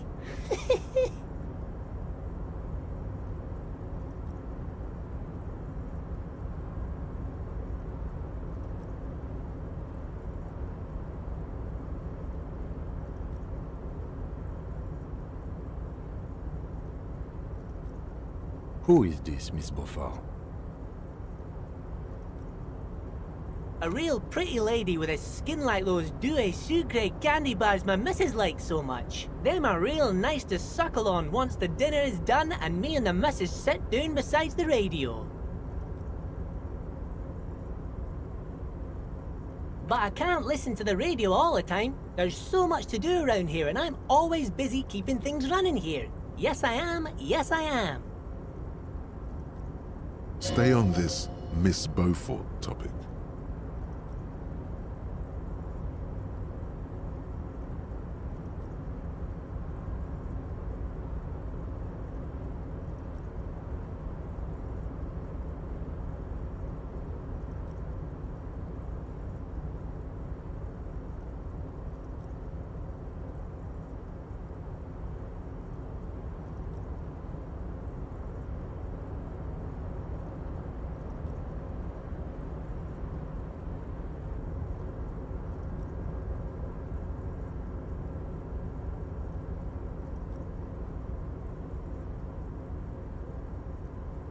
Oh, Lizzie, she is a real sharp tool.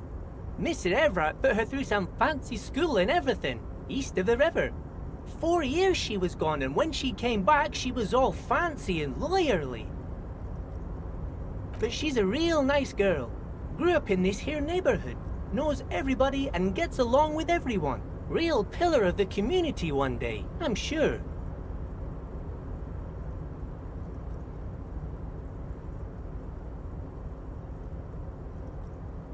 For a fraction of a second, there's sadness in his eyes.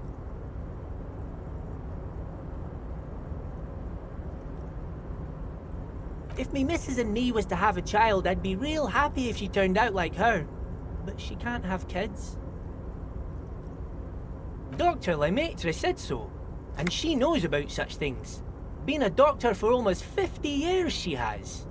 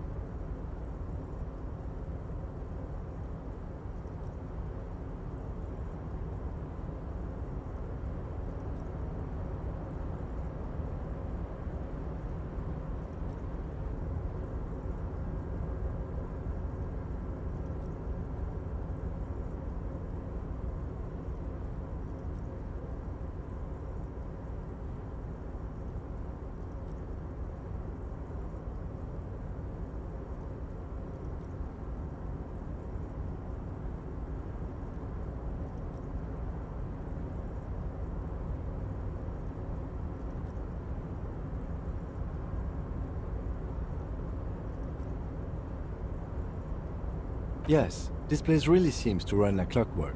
Keep it up, Leo. Well, thanks a lot. Coming from you, it means a lot, really.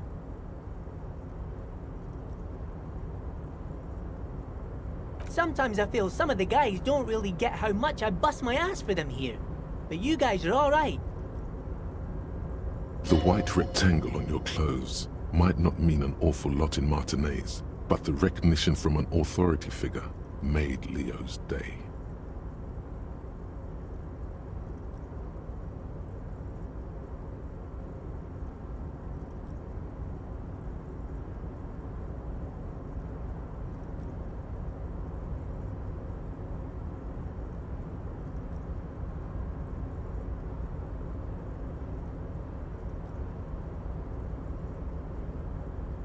Oh, that one. That should be empty as far as I know. Lots of containers here have nothing in them. They're just waiting to be loaded up. Oh, you want Mr. Everard then? He's an awfully nice fellow, he is. Him and his brother are both nice fellows. They've lived their entire lives in this here neighbourhood. Guys like Mr. Everard and Mr. Edgar, his brother, are real good guys. Made Martinez what it is today. Mr. Everard and Mr. Edgar and I went to the same school, we did, when we were boys.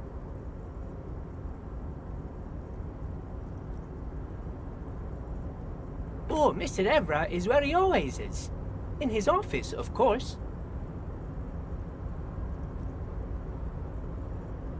Bye-bye now.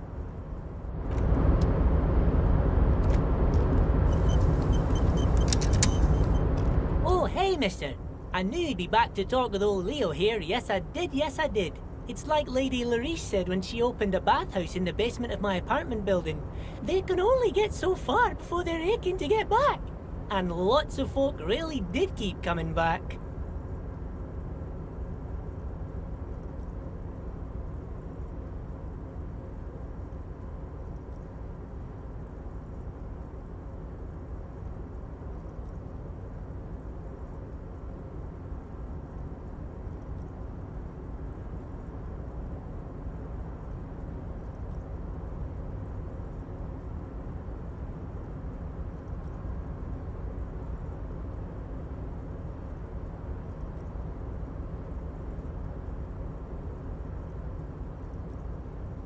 No trouble at all, mister.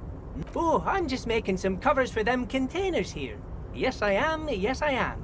So it's easier for the crane up. Sure, mister. About what?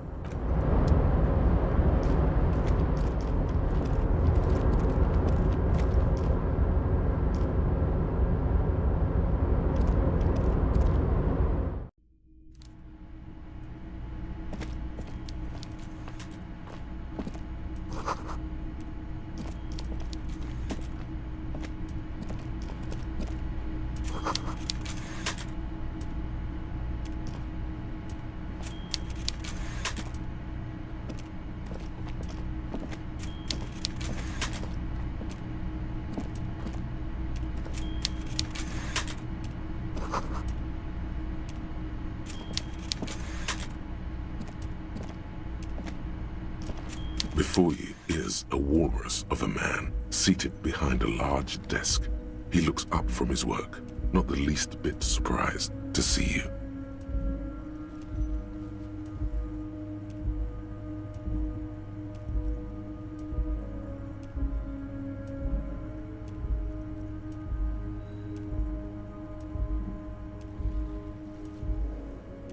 With great effort, he straightens himself up in his chair, yet says nothing. He simply stares at you. Welcome, Mr. Dubois, Mr. Kitsuragi. It's good of you two to stop by. Please, have a seat.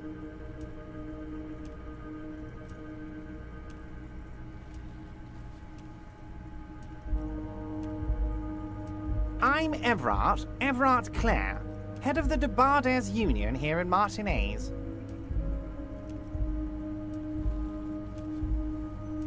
I'd offer you my hand, but unfortunately my health prevents me from getting up. You understand?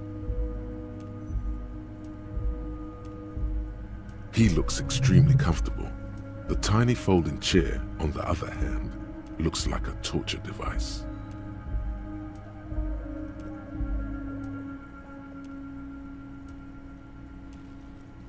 You go ahead, detective. Whatever he has in store for you, it can't be good, he thinks. I'll do my best. Forget about that. What's with this Dubois stuff? You're getting some seriously bad vibes from that name.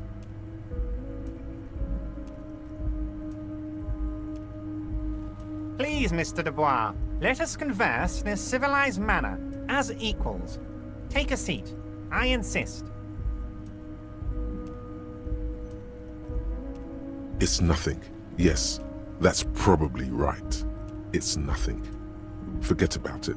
Filter it out. He's trying to throw you off your game with this Dubois nonsense. Don't give him the pleasure.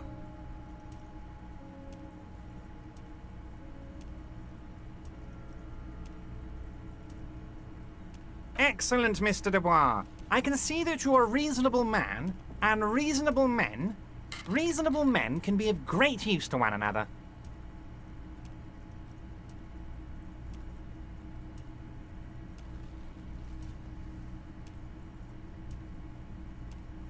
So tell me, how can the head of the Debarders Union help a representative of the Revachol Citizens Militia today? The chair you're sitting on has got to be the most uncomfortable chair in the world. It's violating your backside.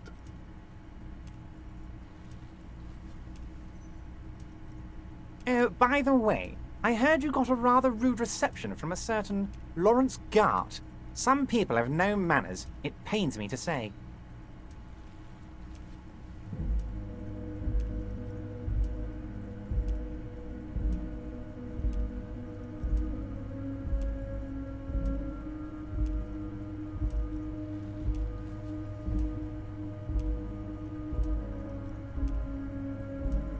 This should take care of that nonsense.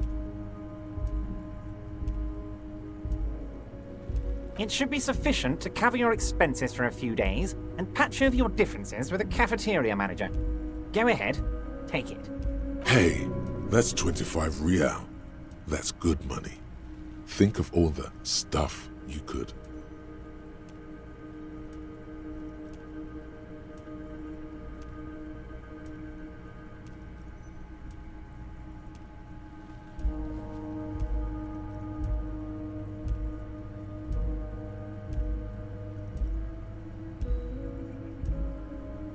Yes, I know Lawrence. He's a real character.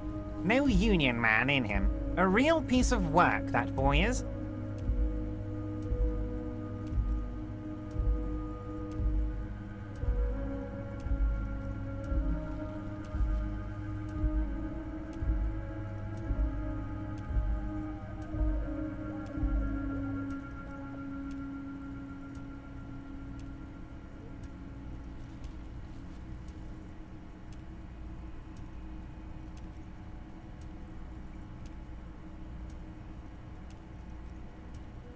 With a grin, he points to the checker game.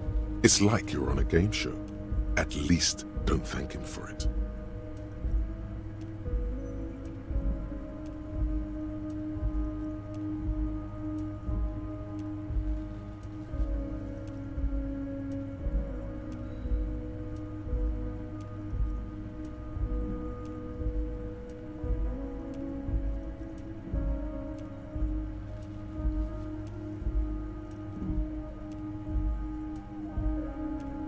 Don't mention it.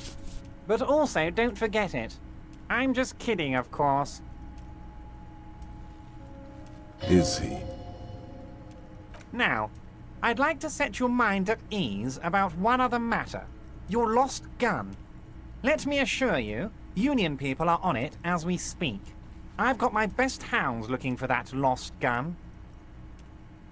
His slug-like lips move, but all you hear is an echo. Lost gun, lost gun, lost gun. The world is swallowed by a black hole of fear. Only two words escape its gravitational pull. Lost and gun.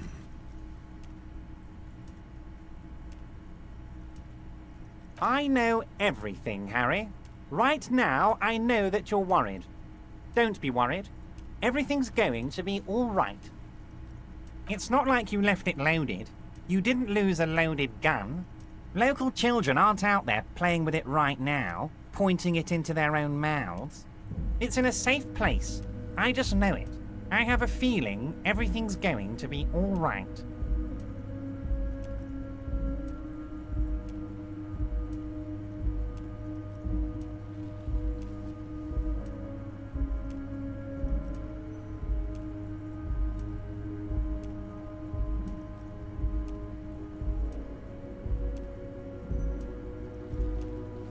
Officer, we will deal with this later. We don't need Mr. Clare's help with this.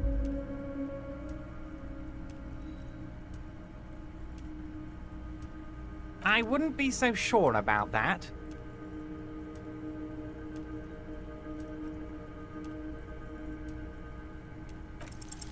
God, you're sweating. Your knee is jerking. You're about to cry, aren't you? You're about to cry because you lost your gun and those children are gonna shoot themselves with it. Mr. Dubois, you don't look so good. What is this, Mr. Dubois? He keeps repeating. What is he trying to pull here? You need to cool the fuck down. Chill. Mr. Dubois! Mr. Dubois! Harry!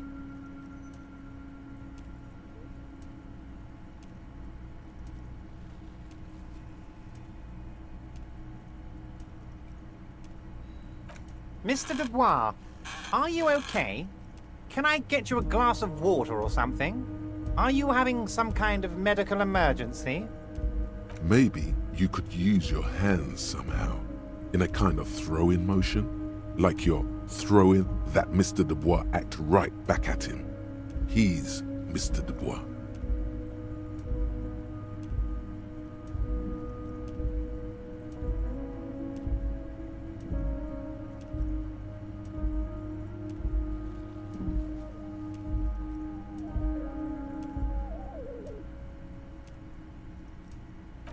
What an odd demonstration of... you got me, Harry. I don't even know what. As entertaining as it was, I'm afraid we're wasting our time.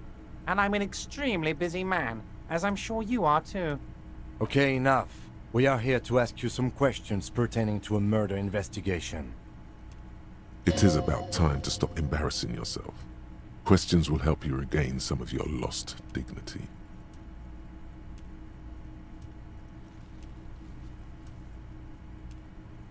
Of course. Let us dispatch with the formalities. You call me Everard, I call you Harry. That's what the hanged corpse called you. Harry. My God, so it's true. I didn't want to believe it, but you are a fantastic science fiction amnesiac cop, aren't you? What are the odds of that? I think the odds of that are very low.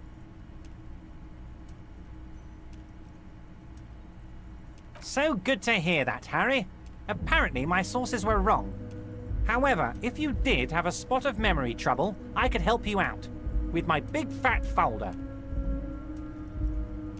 Words flow like a river of honey from his lips. Are you trying to tell me you've gotten hold of some of our documents?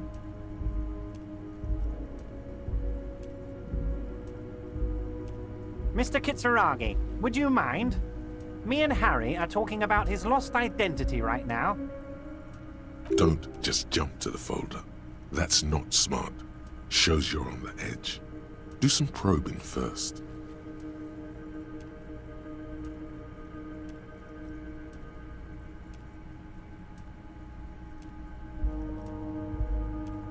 Of course, Harry, of course. Let's not linger on personal details and amnesia. You wanted something from me. Oh, of course. That's your main thing here. That's why you're in Martinez. I know everything that goes on around here, and I would love to discuss it with you. I mean, it's no secret that the lynching is connected to the strike. So much to talk about. Honestly, it's been weighing on me so heavily. I understand you need to interview me.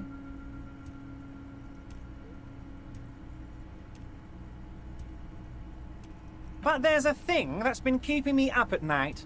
I want to talk about the hanging. I mean, if we could just calmly talk, exchange information, we could blow this thing wide open. Yes, that sounds good. Let's do that. But I can't think straight with this thing weighing on me. You're police officers, aren't you? I have a crazy idea. You guys are basically door-opening machines, incredibly talented at opening doors.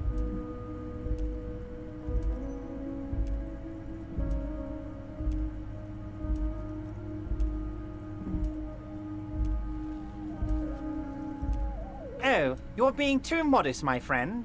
But don't worry. This annoying thing I have is completely legal. I just need you to open a door. Does this jiggling ooze think he's going to use you? He's got another thing coming. Play his game, son, with your eyes peeled. He's going to slip up, and when he does, you're going to come out on top.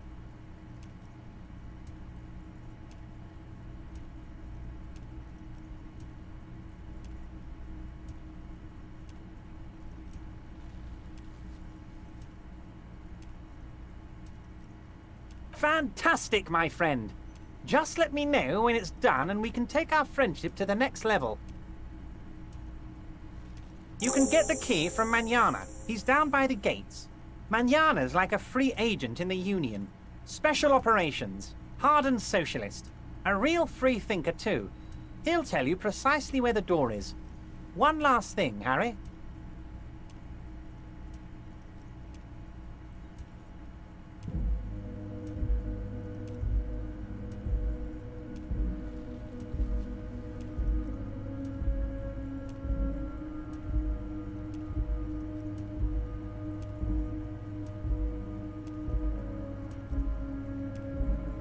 Just open the door. You don't need to go in or anything.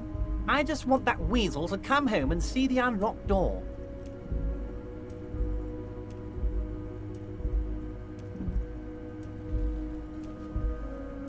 Honestly, I didn't want to bring it up, Harry. I heard you have become Measurehead's race pupil.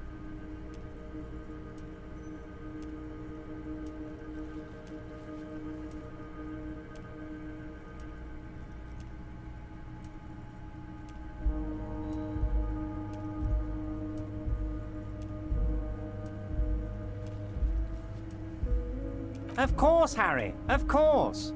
You're not some kind of a fantastic racist now. And rest assured, no one's gonna hear about it. No one's gonna know what you did with race there, Harry. Your race bonanza is safe with me. Word of how racy it got will never leave Martinez. You can see the map of Revachol in your head. Dozens of red arrows are pointing outwards from Martinez, moving all across the city. Anyway, I assure you, I am a very well-informed man. Information reaches me before I even get the chance to request it.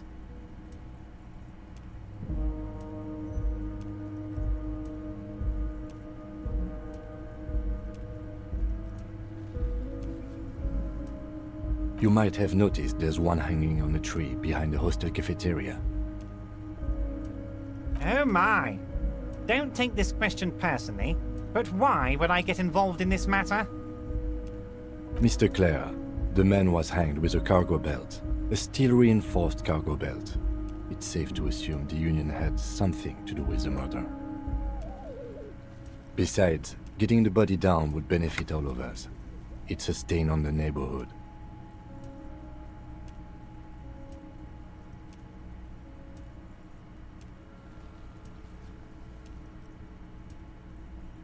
I can certainly see how having him up there might start affecting some real estate values.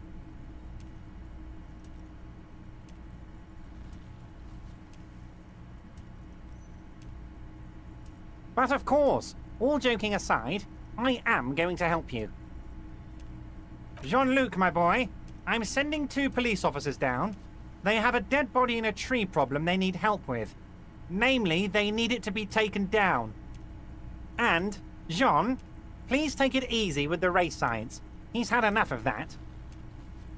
You can find Jean-Luc down at the gates, but you already knew that. Anyway, he's going to help you. Yes, your lost gun. My best men are on it. They're turning every stone, searching every playground, asking kids, grandmas, everyone. Your gun will be found, Harry. Let me assure you of that. It's just a matter of time and effort. The only way to find it seems to be working with him. He might even be holding your gun hostage.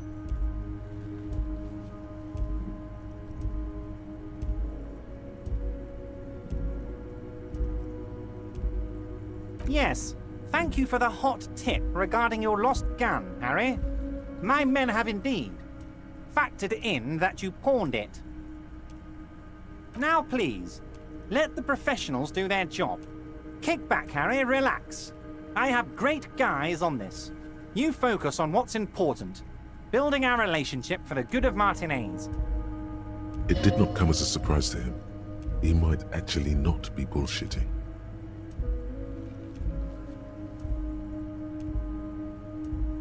Damn it, Harry. That's exactly what it means. I'm only kidding, of course. He is not. Of course. I understand. We help you, you help us. Let's hear it, Harry.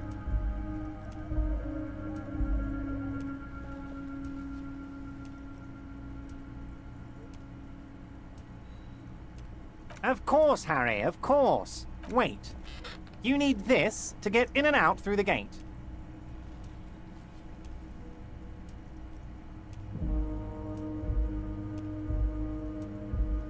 Here, you're one of us now.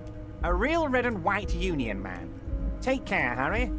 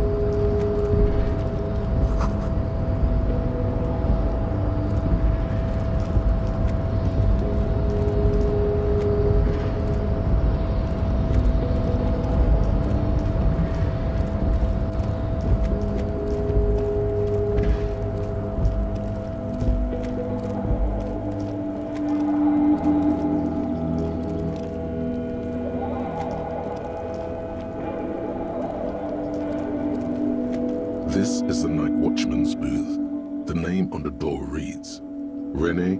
The chair is not as austere as the rest of the booth. A thin grey pillow is attached to the seat, secured to the stiles by black ribbons. Stale air floods through your nostrils.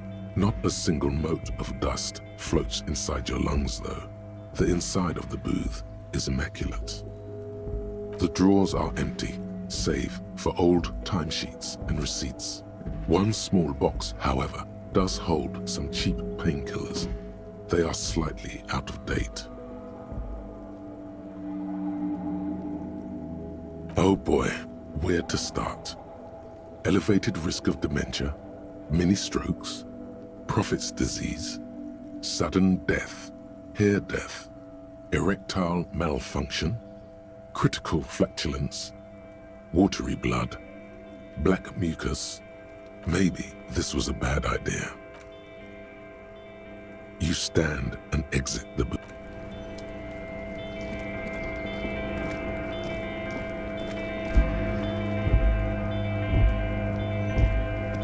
This is the night watchman's booth. This is the night watchman's booth. Stale air floods through your nostrils. Not a single mote of the drawers are empty, save. I'm not here to tell you what to do, detective. You take the painkillers. They are yours now. You stand and exit.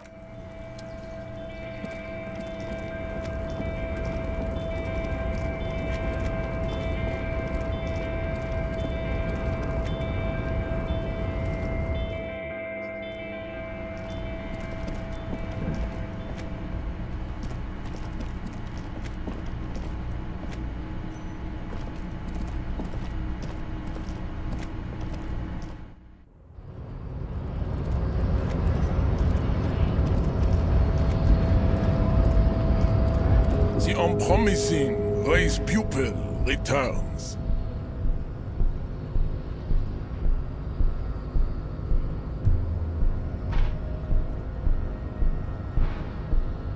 I am not the first line of defense. I am the last. In addition, these so-called the hardy manlets are on the pay of the company. I answer to the Union alone. And I do this out of race heroism. Finance is an alien concept to the Simonese.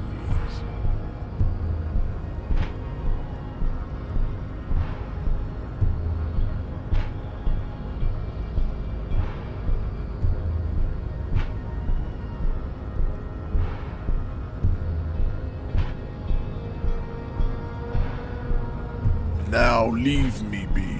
So it was. My unpromising race pupil entered the harbor and used my superior to...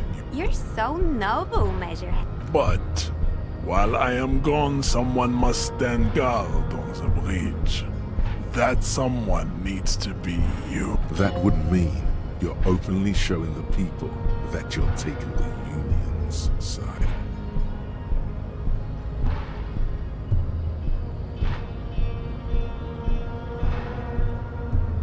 Yes, that is precisely what it means, homunculus.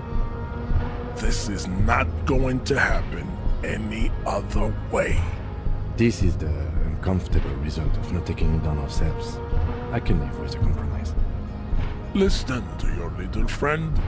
He is wise in his childlike way. His mysterious race may yet prove fierce competition to my heroic haplogroup. Babe, see that they stay here the whole time.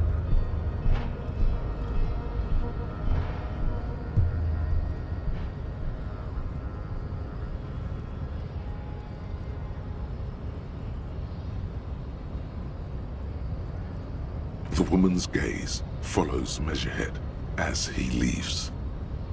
So, you guys are like cops or something?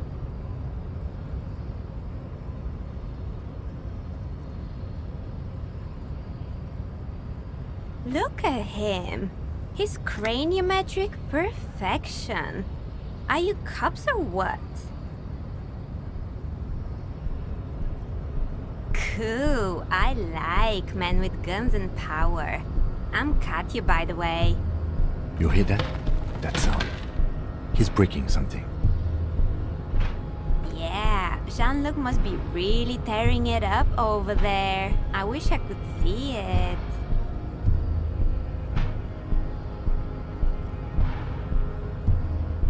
Look at you! RCM rent-a-cops! Guarding that bridge like Everett's lapdogs! Is this where it's at now? The RCM is for sale! And who are you? What is your business here? Why are your clothes 4 sizes too small for you?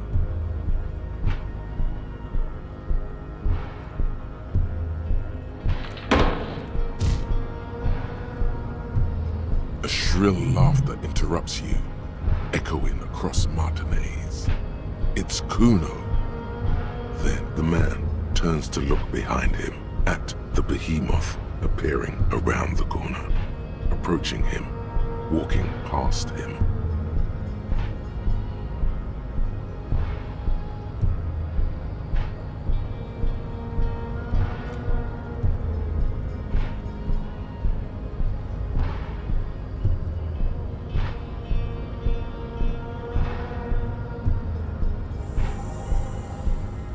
The corpse has been removed from the tree.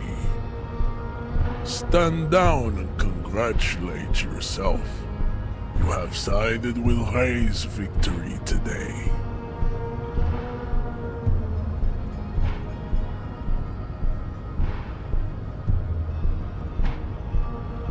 And what you had to do was to...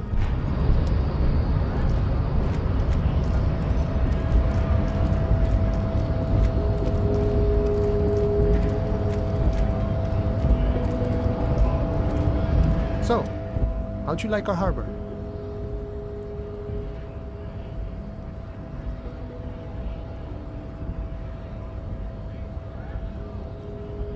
It's but a rest area on the path leading across open plains. Right, you talk to the boss, eye to eye, like men of the plain. If you have any more questions, I'm set to talk. The mercenary, eh? Who could have killed him? That's indeed the question. Why even do such a thing?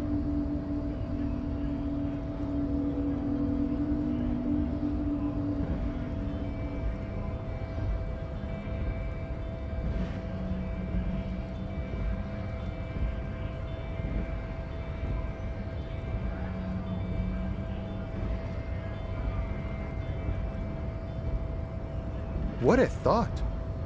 Why would noble workers resort to such a thing? Unless they were pushed, of course.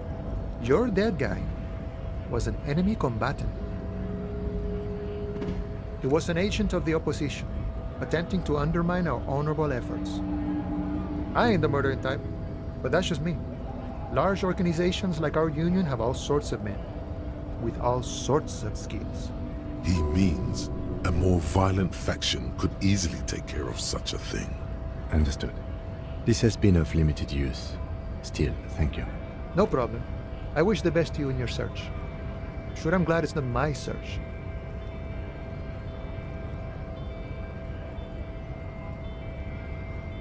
A key, huh? What door is this key supposed to open?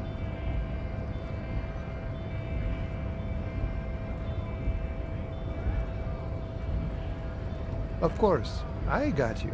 You don't know anything. I got that key right here. And let me tell you, it's mighty good of you to help us out during the strike. Working class solidarity, as they say.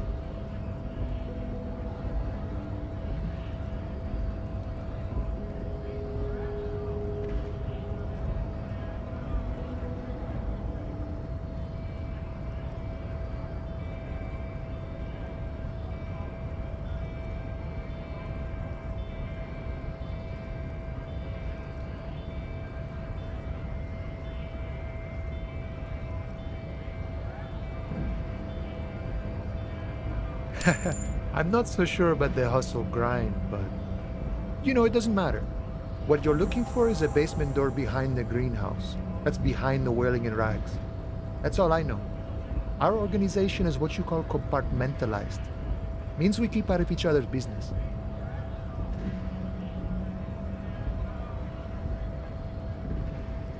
Okay, but where did you get the key from? The janitor gave it to me. Nice fella. We talked about life and things that really, truly matter. None of this mess we're in. This jiving and juggling. What's it for? To feed our children, I guess. I'm more of a philosophical dock worker. I like to talk about the big picture stuff.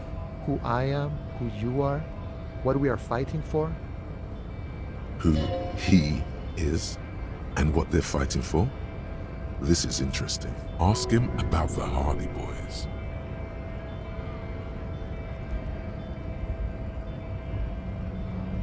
Los Ardis? They're an independent militant group. A bit too high-strung, but it comes with the responsibility. They're sort of like you. Preserve the rule of law and all that. Except it's Everard's law. But really, they're just like you. Is he actually comparing you, an officer of the law, to some neighborhood vigilantes? Why not? Must be nice being something else for a change. The rest of us are just folks. We're negotiating our share. Aye.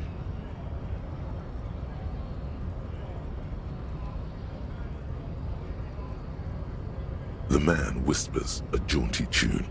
A coastal breeze ruffles his hair.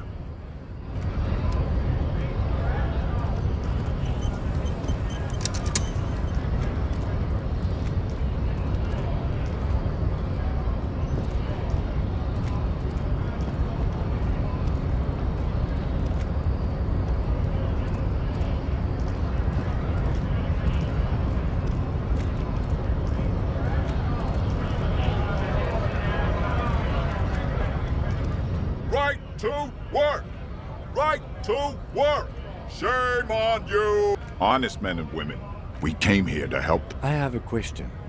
Why do all... You think they follow because I'm big and loud? When a bunch of beats me. When the man moves, there's something odd in the way he carries himself.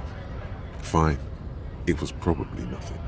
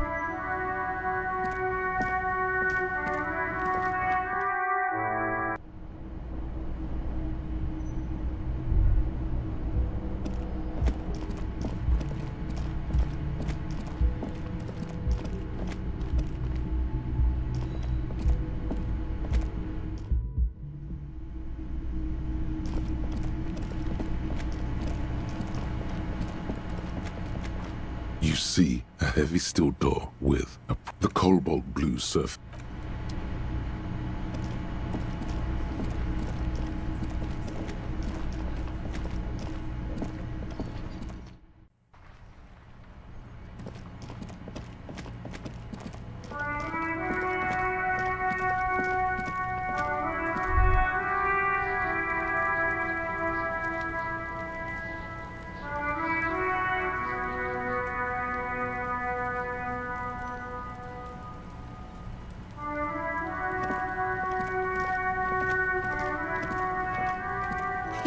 a good show before. A kid came by and completely fucked the tree to pieces. He fucked the tree up! Fucked it good! It was porno! By the way, Kipt is a racial slur.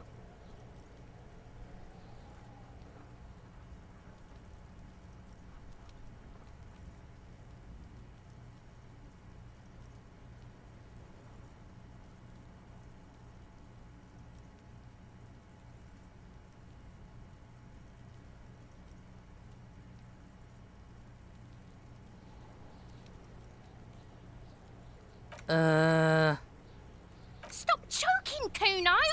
The faggot has got you in a chokehold! Kuno's not fucking choking.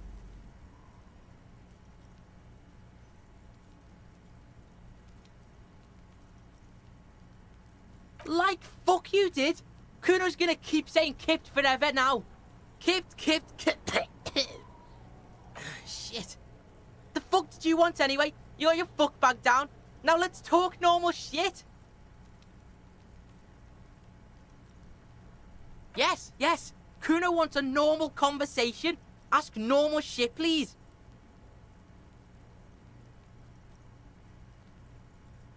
Kuno doesn't fucking care. Fuck does Kuno care? Kuno doesn't fucking...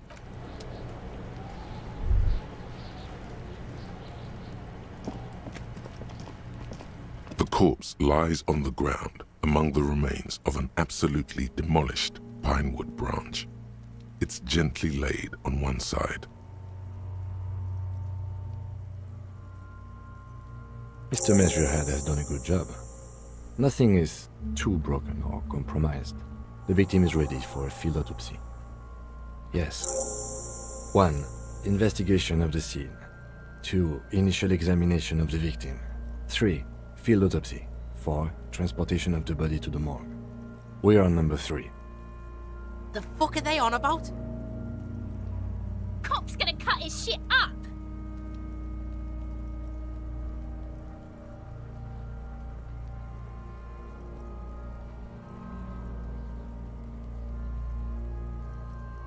No, you and I are detectives. The honorary rank of detective signifies our ability to handle the entire incident chain, from autopsy to cleanup to social work, everything.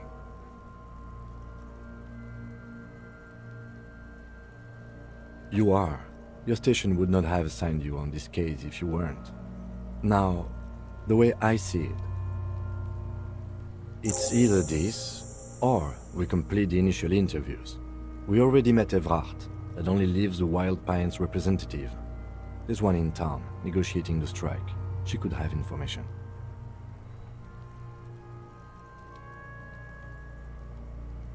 Not much later, I hope. He's about to melt away soon.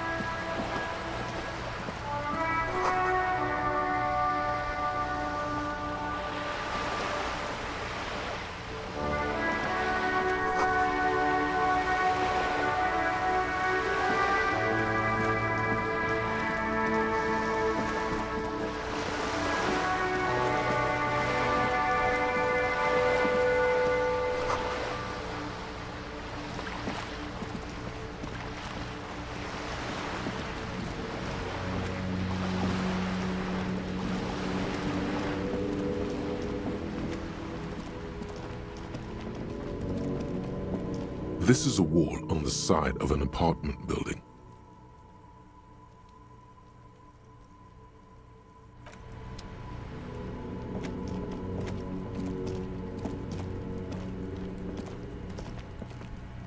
It's been a weekend now they show up?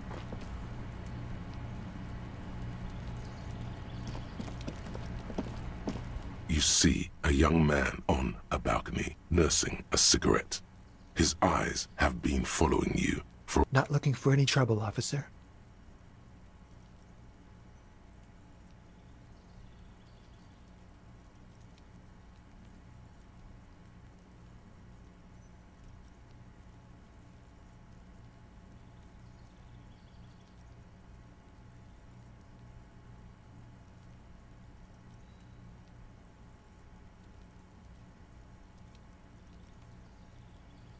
I don't want to be seen talking to the gendarmerie if that's okay.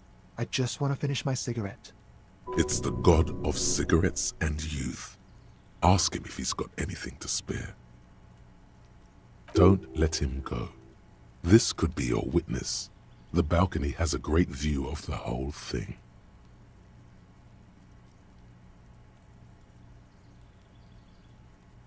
Is it really that important? Like a nervous cat, he keeps stealing looks at the neighboring windows. All right, but make it quick. Once I finish this cigarette, I have to run.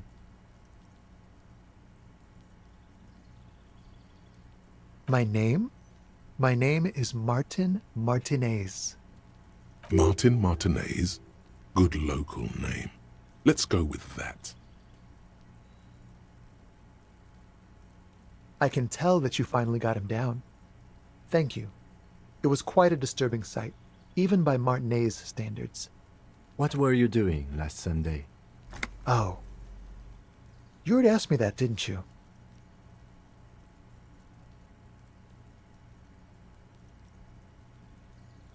No, not you two. Some more muscular type. And when did you speak to this more muscular gentleman?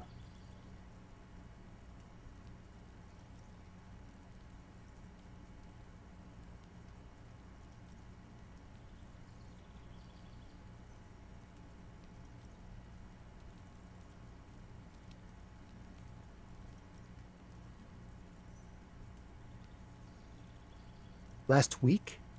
I don't know. Look.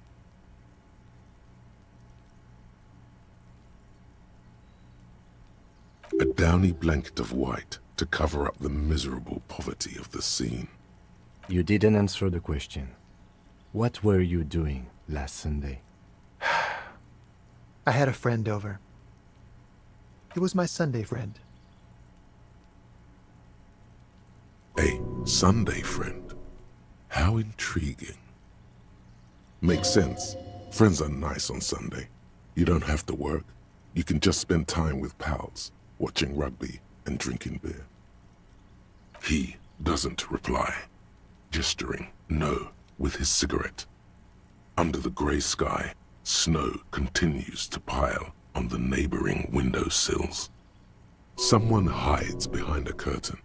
Those windows have eyes, and those eyes are watching, spying on you three. No. We won't.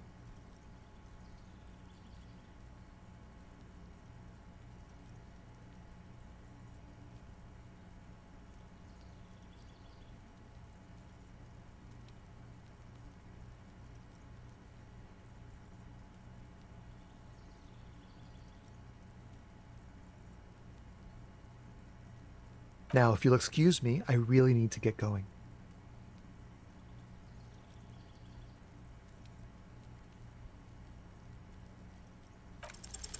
Time to bring out your secret charm. Tears and begging. Show him your emotional side. Throw yourself before his very feet like a dog.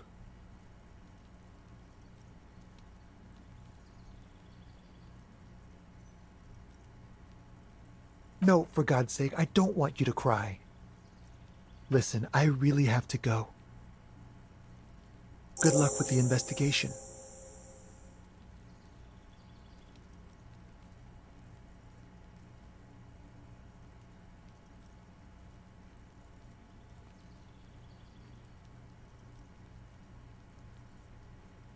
He's gone. No point in running. Tenements like these often have multiple exits. If he doesn't want to talk to us, then he'll know how to hide himself. He could be a witness. Him or his Sunday friend. Either way, we need to look into that muscular type.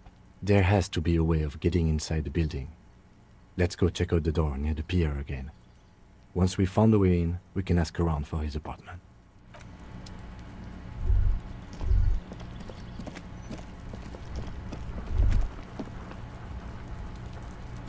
This must be it. The basement door is weather-worn. The copper nails holding the upholstery in place have turned green from